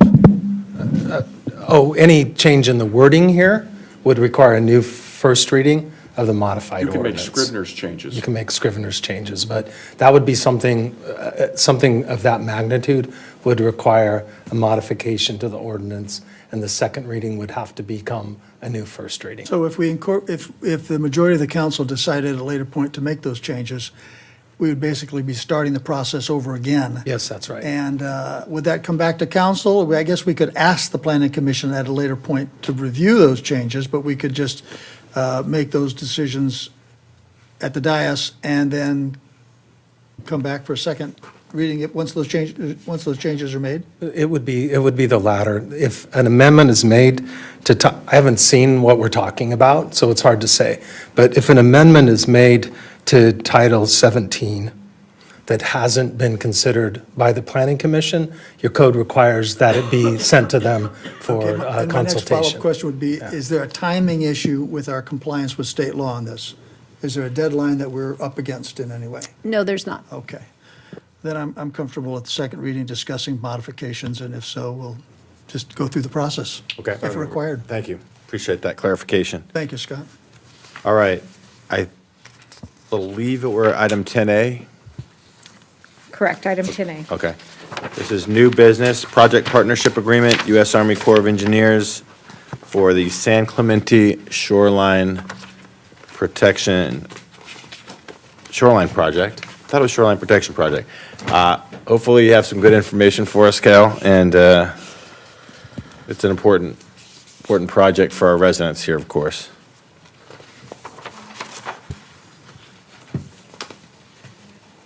This is very positive for the city. After over 20 years of dealing with the Corps, trying to get this project to get started, we can see the light at the end of the tunnel. I have a short presentation for you, and then I'm happy to answer questions. Next slide, please. I'll run through the project description. The total nourishment project will include nourishment of the city beach between Linda Lane and T Street on an approximate 6-year average nourishment cycles over a 50-year period. Phase 1 is expected to start next September, October. It's actually probably going to be November now of 2023, and will include dredging beach quality sand from offshore the Oceanside Harbor with a hopper dredge and transporting the sand to San Clemente. Approximately 250,000 cubic yards of sand will then be placed onto the city beach from Linda Lane to T Street, encompassing a new beach area of roughly 3,700 linear feet by 50 feet wide. Next slide, please. This just gives you a basic general area of where the sand will be placed. Next slide, please. And this slide shows the type of hopper dredge that the course contractor will use. They will go down to Oceanside, just north of Oceanside Harbor, suck sand up with a hopper dredge, transport it back to San Clemente, hook up to a piping system, and then pump it onto our beaches. Next slide, please. So the Corps is currently finishing the plans and specifications for the project for Phase 1 and expects the project to be advertised next month, January 2023. The bid opening is projected to be February of next year, contract awarded March of next year, and then dredging sand placement to occur between September 2023 and March of 2024. That's the time frame that we have to do the work. We think they'll start around November, and it take a month and a half to do the entire project. Next slide, please. So the total project is at a cost of roughly $256 million, but this is over a 50-year period and would include about 9 nourishment cycles. The federal government share is about $130 million, and the city share is roughly $126 million. Phase one of the project is what I was talking about would happen in November of next year, and the estimate of the construction cost is $14.3 million. They've yet to bid the project, so that's not a hard, fast number. The federal government is responsible for 65% of these costs, and the city share is 35% of these costs. Next slide, please. The next phases, so phase 2 through 9 over the 50-year cycle, it will be funded 50% by both parties. And there is a clause in the agreement that the city is not obligated to provide future funding for subsequent nourishment phases in the case of a hardship. Next slide, please. This is a chart that kind of outlines the cost and shows the city's obligation. So the estimate for the first phase construction is $14.3 million, federal share $9 million, city share $5 million. Of that, we will get a credit, a real estate credit of $94,000 for the core. This is so they can use our beaches and do some staging areas, that type of thing. The city was awarded a grant in 2017 of $3.4 million, and we were just awarded another grant a couple months ago for $1 million. So this brings our city obligation to roughly $657,000. We actually have more grant than we can use, so that's actually a good thing. If the cost goes up, we will have a couple of $100,000 extra that we can use for our share of the project. The city is required to pay 15% of the 35% of our city share because we received state grants. And that's the end of my presentation. I'm happy to answer any questions. I have a few questions. Kyle, I guess my question is, does this agreement with the Army Corps of Engineers prevent the city of San Clemente from pursuing other sand options? Is there a prohibition? I didn't see any prohibition in the agreement that would prevent us from doing other things. Not at all. In the agreement, I think the staff report said the distance of sand was 3,400 feet, and the contract said 3,700 feet, a difference of 300 feet, which is the length of a football field. I don't know which is which. I may have flipped them. What is the right distance? And it's 3,700 linear feet. 37? Yes, sir. Okay. Another question, the quality of sand from the mouth of Oceanside Harbor, and I'm not familiar with the studies that identify that location as beach quality sand. Are there other locations that are qualified for beach quality sand? Yes, sir. The sand that they're getting is actually not from the harbor mouth. It's from, north of the harbor. So the large breakwater that sits there at Oceanside Harbor, that traps a lot of sand. There's a lot of it out there. They feel like there's an area where they can get some larger grain sand that'll hopefully stay on the beach a little bit longer here. The grants that we have, roughly $4.4 million, are those time sensitive? Are they, I know we've received them over the last few years. Are they in the bank, or is there any chance of them being withdrawn? They're committed and that there's no withdrawal on that fund? They're committed, and actually, the first one, the $3.4 million, that was awarded 4 or 5 years ago, and we've just been filing amendments every year. So they will keep. Do we have the money, or do they have it? They have the money. But it's committed? And It's committed. It can be released almost immediately? Exactly. Okay. The vehicle that's going to be doing the dredging, do you happen to know if that's the Stuyvesant dredger? Did that get into that kind of detail? I know it's coming from the core Portland district, so somewhere Seattle, Washington area. Okay. A lot of their dredges are based on the East Coast. This one will actually be coming from the West Coast. I haven't heard the name of who might be doing it. Okay. And I appreciate your comment that the city may not be obligated to the full, or half of the $255 million if we have a hardship. How do you define hardship? What if budget-wise it just becomes difficult? Is it hardship a difficult threshold to reach? I can't really give you a definition, but it is something that I asked them to add to the contract, because I just felt like if we're in a recession or something and we can't come up with our share, I didn't want us to be obligated to it. That's important. I appreciate you doing that. I don't have any other questions, Mr. Mayor. I think you asked most of the questions I had, but I do have one other. Are we looking, I mean, I know we don't have an obligation to keep funding it because of a hardship, but are we looking at how we're going to address that in the future? Have we thought about that, or is this too far in the future? No, we'll continue to go after grants. So like I said, it's a 50-year project, so about every 6 years, we can expect to come back and put sand on the beach. The federal government's going to also have to raise their share every 6 years or so. We'll have to do the same. The State Department of Beaches and Waterways is where we've gotten the $4.4 million in grants. We'll continue to go after We've already those started grants. looking for the next 6 year. They come out every year, and if we have a project that's appropriate, we'll go after them. Thank you. Follow-up question, if I could. Who is the grant guru for us to keep an eye on those state grants? Is that you, Kyle, or the city manager, or the? I think each department kind of knows the grants that are out there, and it's on their radar. I don't know that we have one person at the city, but all departments kind of follow their own types of grants. But we're always happy to be notified of something we might not know of. Okay, thank you. I had a quick question. Are there any other, thank you for the work that you're doing on this. Are there other options that you're looking at to mitigate sand loss in the future? So the Community Development Department just kickstarted a project about a month ago. It's a nature-based feasibility study. Moffitt Nickel, it's a consulting engineering firm, along with several other consultants. I'm not sure how long the study will take. They got a grant from the California Coastal Commission for $300,000 that's paying for the full study.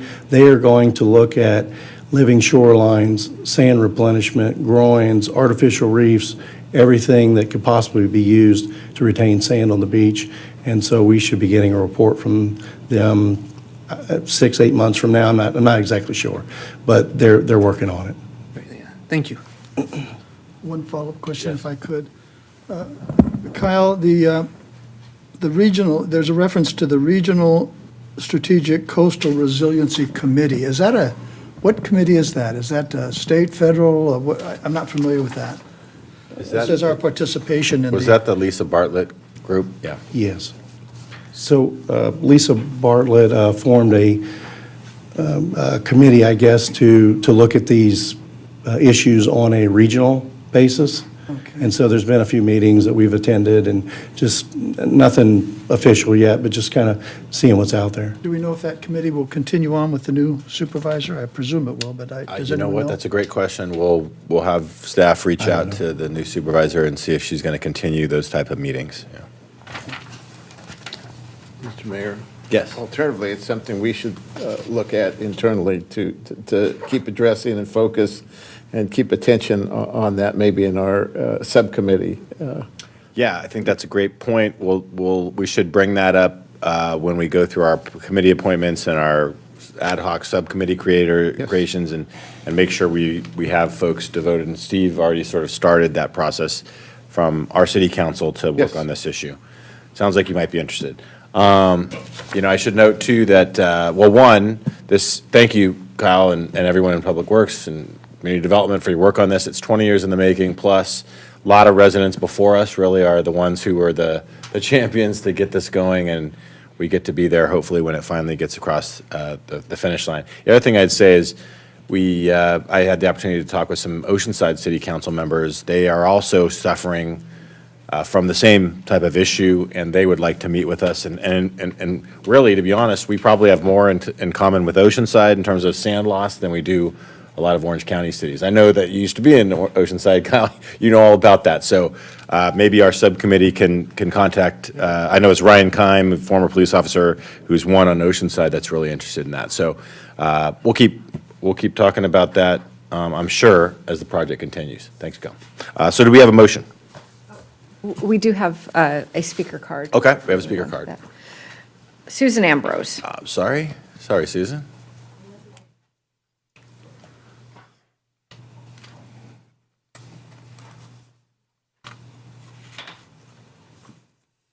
All right, council members, I've been involved with ocean management, coastal watching, wave watching, clean water, clean beaches for probably the past 40 years that I've lived in San Clemente. And I have been on the Coastal Advisory Committee for about 12 years, providing leadership to that advisory committee as well. I now sit as a commissioner on Beaches, Parks, and Recreation when the city decided to merge those two committees together. And I strongly approve and ask you for your aye vote on the partnership with this shoreline project. We've worked on this, and Mayor Duncan is correct, well over 20 years. And I know that Tom Vonnegut, formerly ACOE engineer himself, put a lot of effort into this project and program.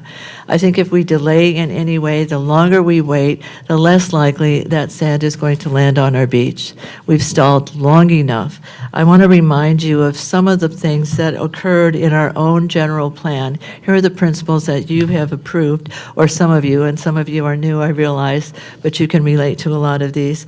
This project is consistent with the following general plan goals and policies. I'm just going to read you the goals right now for the sake of time. Beaches, Parks, and Recreation element goal: provide safe, high-quality beaches that protect natural resources, support and encourage recreational activities, promote economic development, and contribute to San Clemente's culture and character. The next one, Beaches, Parks, and Recreation element goal: provide beaches, parks, and recreation facilities that are financed, acquired, developed, operated, and maintained to meet community needs and standards in balance with the city's fiscal resources. And the last is coastal element goal: continue to be a community that minimizes its exposure to coastal hazards and plans for emergency response and recovery from hazardous events. We must join with our regional compatriots who are suffering the same sand loss that we are in different ways. Some of us have different coastal cuts as you go up and down the coast, but there's nevertheless the same need to drain each other's brain to talk about who's doing what, when, and how.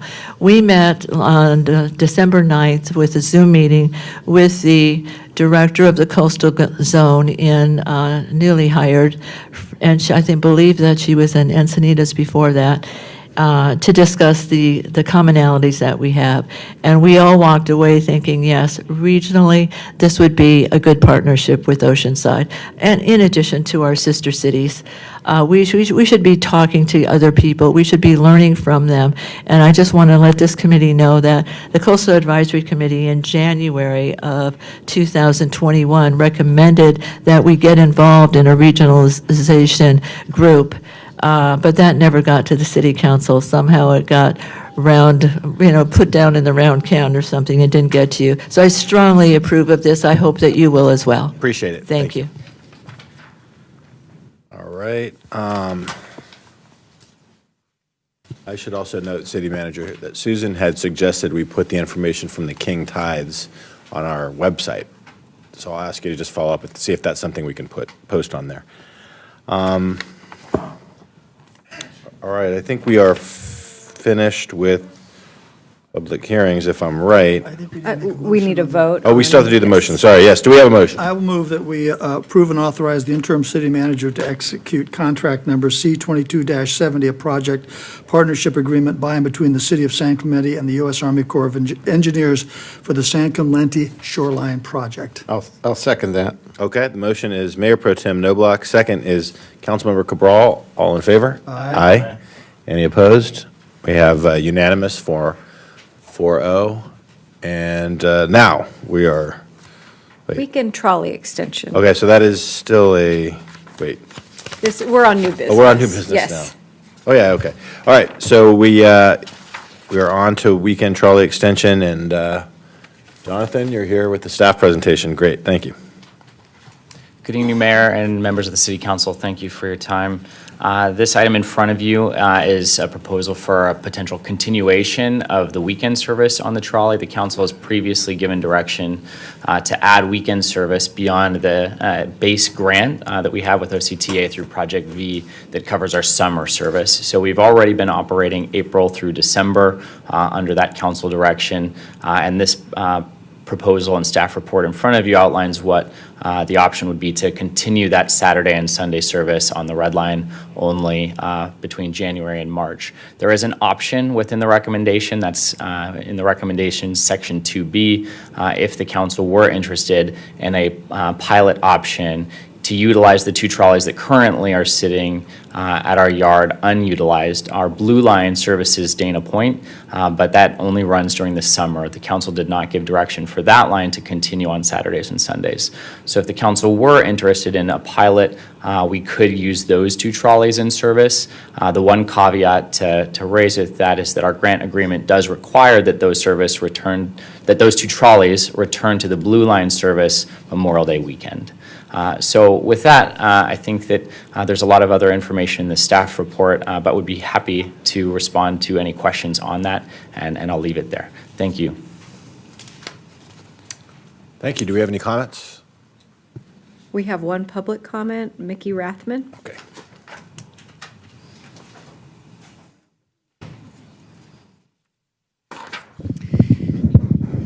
Good evening, Mayor, council members, friends and neighbors. My name is Mickey Rathman. I'm a local resident. I'm the owner of Mickey's on Del Mar, a business in San Clemente, and also a volunteer with the Downtown Business Association. I'm one of 100+ members of the Downtown Business Association, and we are always thrilled and excited for opportunities and things that can help keep the village vibe and our thriving downtown business community active. We all recognize that parking is a premium downtown, and with the continuation of the outdoor dining decks, parking is at even a more premium than it usually is. And so we have been very grateful to have the trolleys extended. Being able to have them continue on the weekends, I think, is paramount to the success and the livelihood of our downtown businesses. So I highly encourage the council to continue that. I think Red Line at a minimum.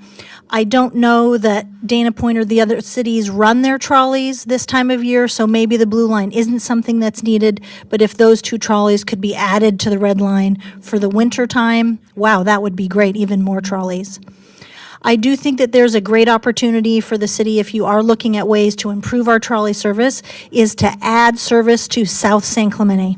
It is an area of our community where many people live, and it's also the highest density of hotels, motels, and places where out-of-town guests come to stay. And wouldn't it be great if those individuals could hop on a trolley in South San Clemente and come downtown, go to North Beach, head to the outlets, and head to other areas within our community and not having to park? I do recognize that fiscal responsibility is very important.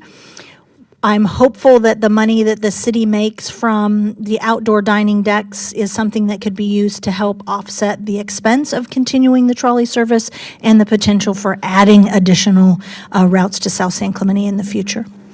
I'm available if you have any questions about downtown businesses, the trolley, or anything like that. I'm happy to share any information I have. Thank you. Thank you.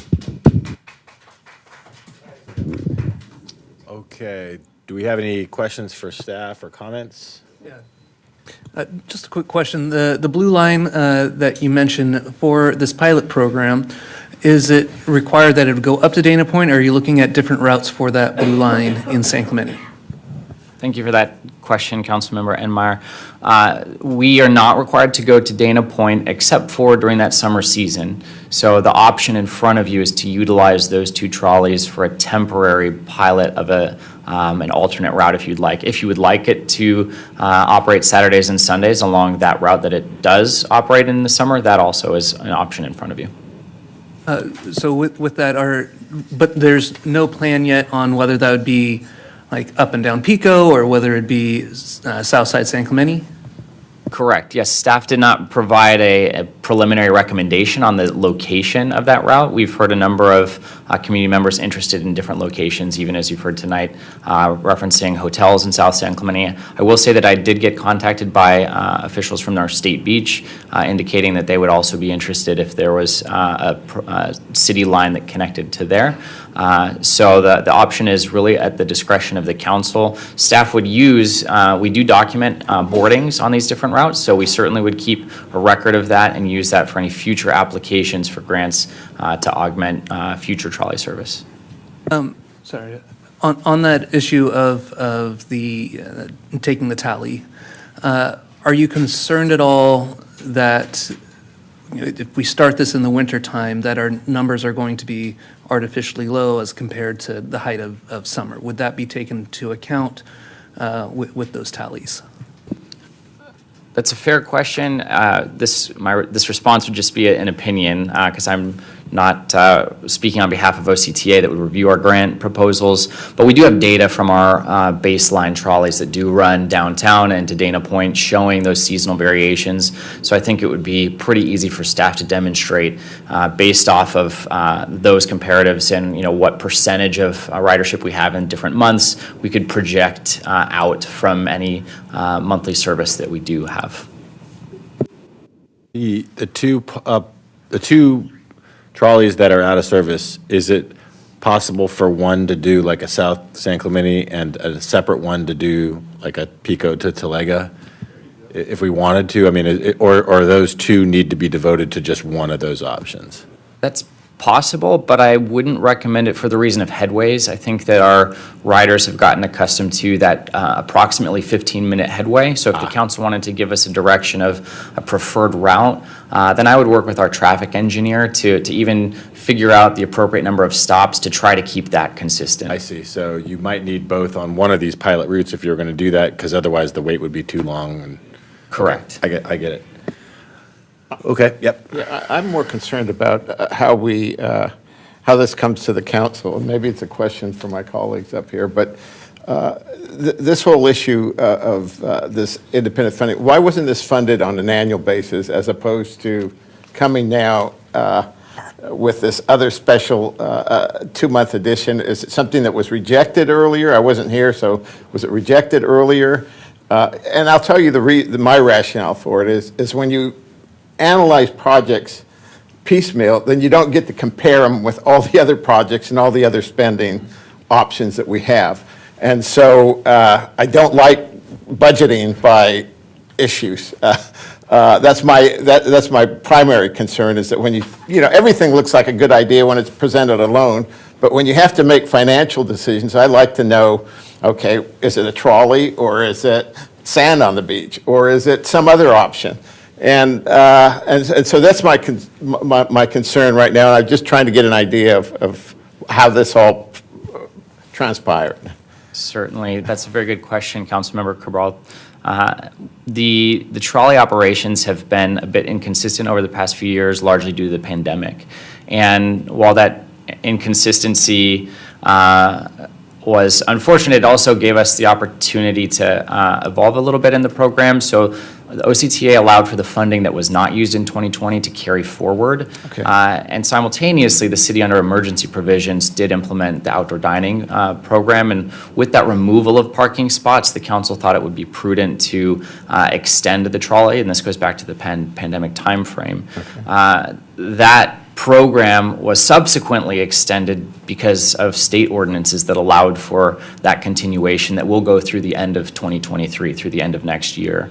The council initially was primarily concerned with the summer season, but extended towards the end of the year because of the holidays. And so that was the rationale at the time for that. As is illustrated in the staff report, we do still have some carryover from that former lack of operations in 2020 and 2021 that can help us cover these expenses in 2023. But I have also outlined that that carryover is not available in years moving forward. Okay. And so the third recommendation is also an ask of the council to provide direction of what you would like to see future operations look like, and that can help guide us as we seek future grant funds. Thank you. Yeah, those are good comments, and unfortunately, this project is one that's been bootstrapped on a special needs kind of a basis. But I want to say I appreciate Ms. Coleman's comments about extending the routes, especially to South San Clemente. We have a huge number of hotels And a lot of people visit our town with the beaches, you know, they go to Trestles, and we have international travelers that come to surf Trestles and compete, and they come up from that area and they see South County, or South City, San Clemente, and they kind of scratch their heads and say, where's the wonder? I heard this was a wonderful place, and I'm looking at South San Clemente.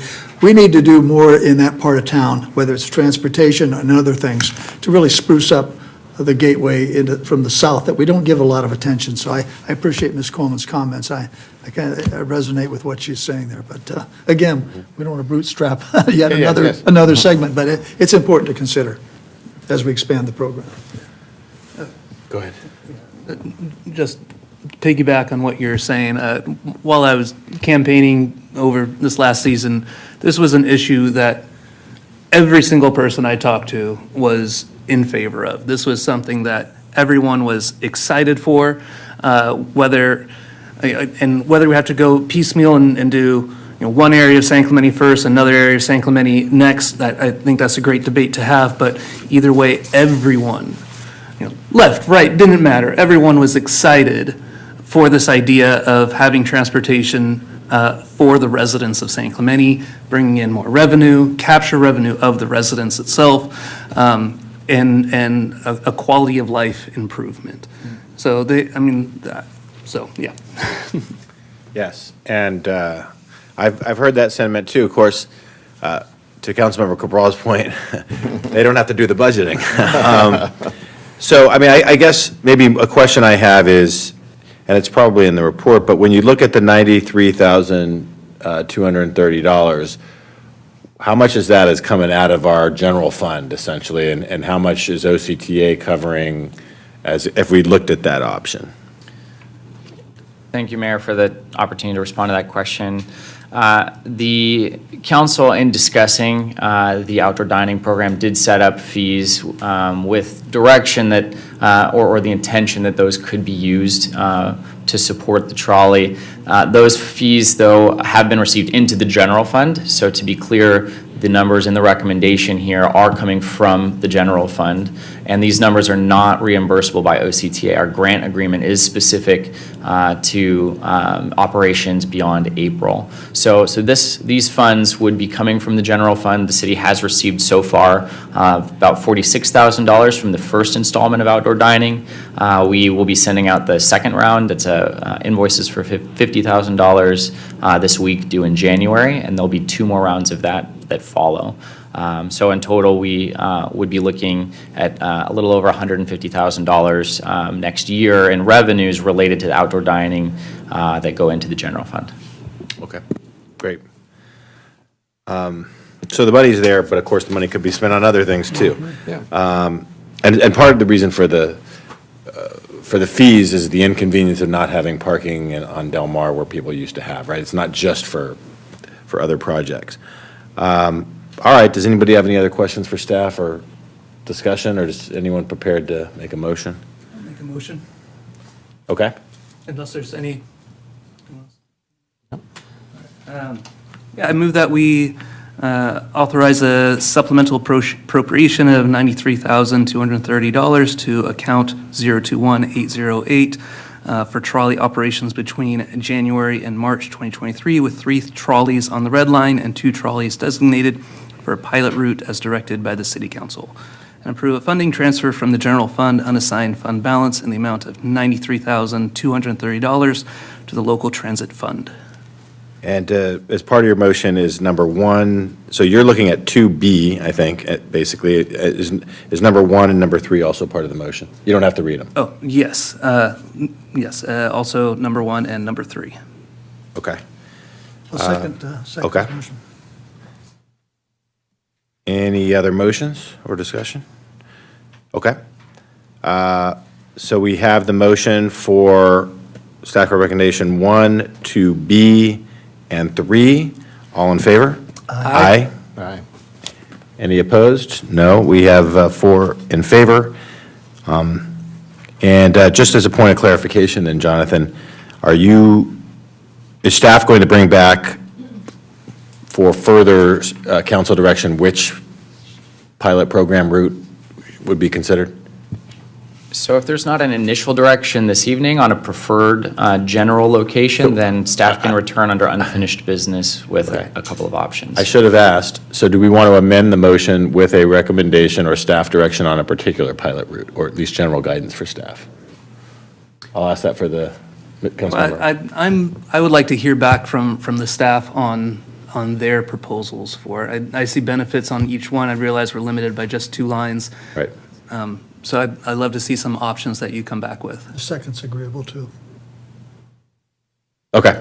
All right. Does that provide direction? It does, and just to be clear, we wouldn't then run the pilot in January. So we will come back with options and clarify the starting time at that point. Okay. So at our meeting in January, you will have options and staff recommendations on which pilot route to pursue. We can do that. Or do we want to, knowing that, do we want to add some direction now? You know, what I'm saying is, actually what Jonathan's saying is it'll delay us by a month, basically, if we wait. I'd prefer to wait. I'd like to see it because the options that I see right now, I don't really like. Yeah, I would like to look at a PICO route personally, but. So it looks like we have some division there between South San Clemente and Pico anyway, so let's. Or both, depending. Or both. But Let's the look at long-term it. financial plan, when we get into that, we'll Yes. Yeah, figure so out let's. how far we go and in what direction. So let's wait for staff recommendation or more information on the particular routes that are available. Understood. Okay. Do we need to vote on that amendment, or? I don't think so, because I think it's encompassed in what we previously moved. We just did not provide more specificity on direction, so. Next up, we have oral communications, part 2. And I do have 2 speaker cards. Randy McMahon. Oh, Randy. Yeah, I was going to say, Randy, I hope you put a card in, because you've been here waiting the whole time. So this is your chance. Thank you, Mr. Mayor, and members of the City Council. This is going to be short and sweet.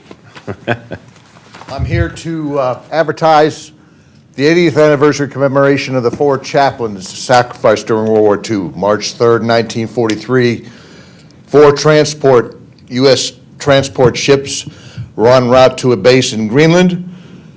German U-boat fired a torpedo. It hit the Dorchester in the middle of the night, 12:43 a.m. in the frozen North Atlantic.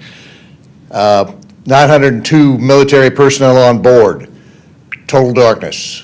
There were 4 chaplains on board, Catholic priest, Jewish rabbi, Dutch reformist, and a Protestant, who went about calming the fears of the men on board, escorting them in the dark to the various lifeboats that were left available. Once the lifeboats were filled, they went to the gear lockers to pass out the life jackets to all the men on board. When they ran out of life jackets, these 4 men took theirs off and gave them to 4 other men so that they might have the possibility of surviving. And the last sighting of these 4 chaplains was on the slanting deck of the Dorchester as it went down into the frigid waters of the North Atlantic under a cloud of steam. We are going to be celebrating February 3rd, 2023 at Semper Park doing a lighting ceremony for the 4 chaplains. I have members of the military chaplain corps that will be there. This has been advertised all the way to the Commandant of the Marine Corps. So I am here to invite the members of the City Council if they would like to attend. I will be the one orchestrating and getting that done. Councilman Knobloch, I know you're going to be involved in it. Mayor Duncan, I know you're going to be making a speech. So all I was going to do is just advertise it to the people here, and it will be broadcast to the San Clemente Times, the Orange County Register, and all the way down to San Diego. Thank you for your time. All right, appreciate it. Thank you, Randy. Next speaker is Aaron Washington.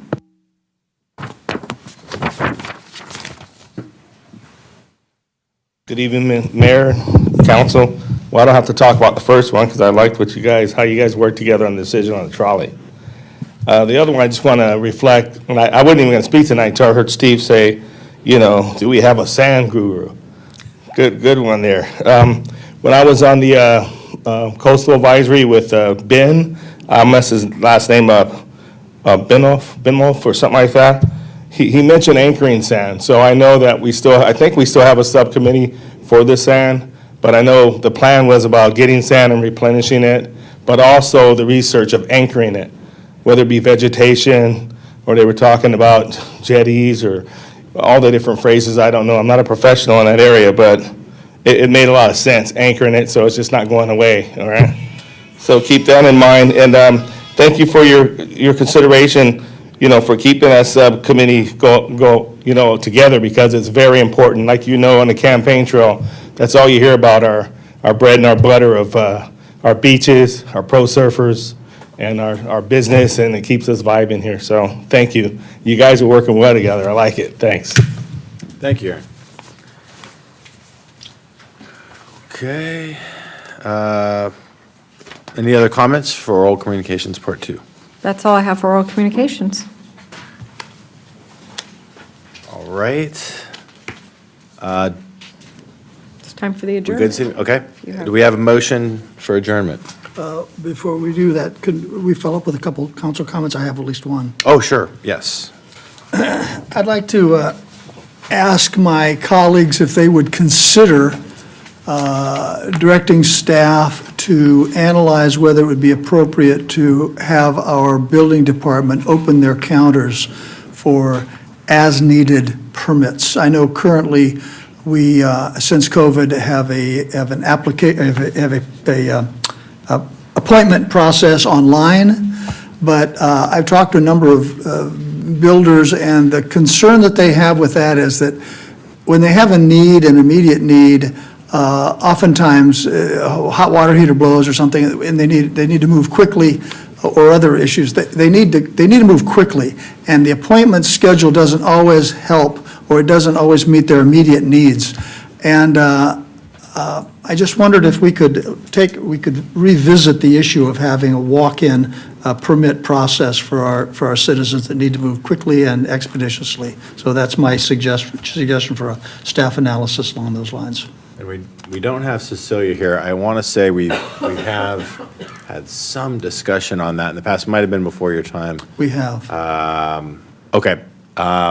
So you're just asking staff to report on whether it's a possibility, or what are the challenges What there? it would take, what are the challenges on having an open counter, so to speak, so someone, instead of going online, making an appointment that may not meet their immediate needs, they can walk into City Hall, go up to the desk. They may have to wait a while if the staff is busy, but have an opportunity to simply come in and get the job done.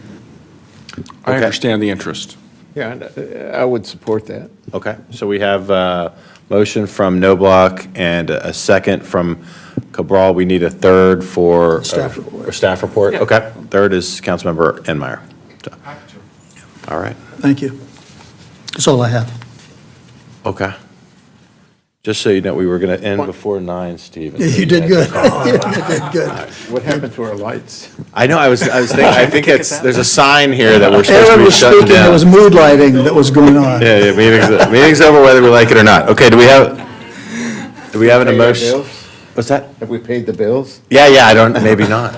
Well, we're diverting all that money for the trolley, so that's where it's coming from. I'll move that we adjourn to our next regular city council meeting take place. Excuse me, we have to go tomorrow, right? Because we're having. This is the next regular, Yes, tomorrow's a special meeting. Oh, special meeting, Yes. okay. I move that we adjourn to the next regular city council meeting, which is scheduled to take place January 17th, 2023, and will meet, and the meeting will take place at the city council chambers located at 910 Cali Negocio, second floor, San Clemente. I'll second that. Okay, all in favor? Aye. Aye. It's unanimous.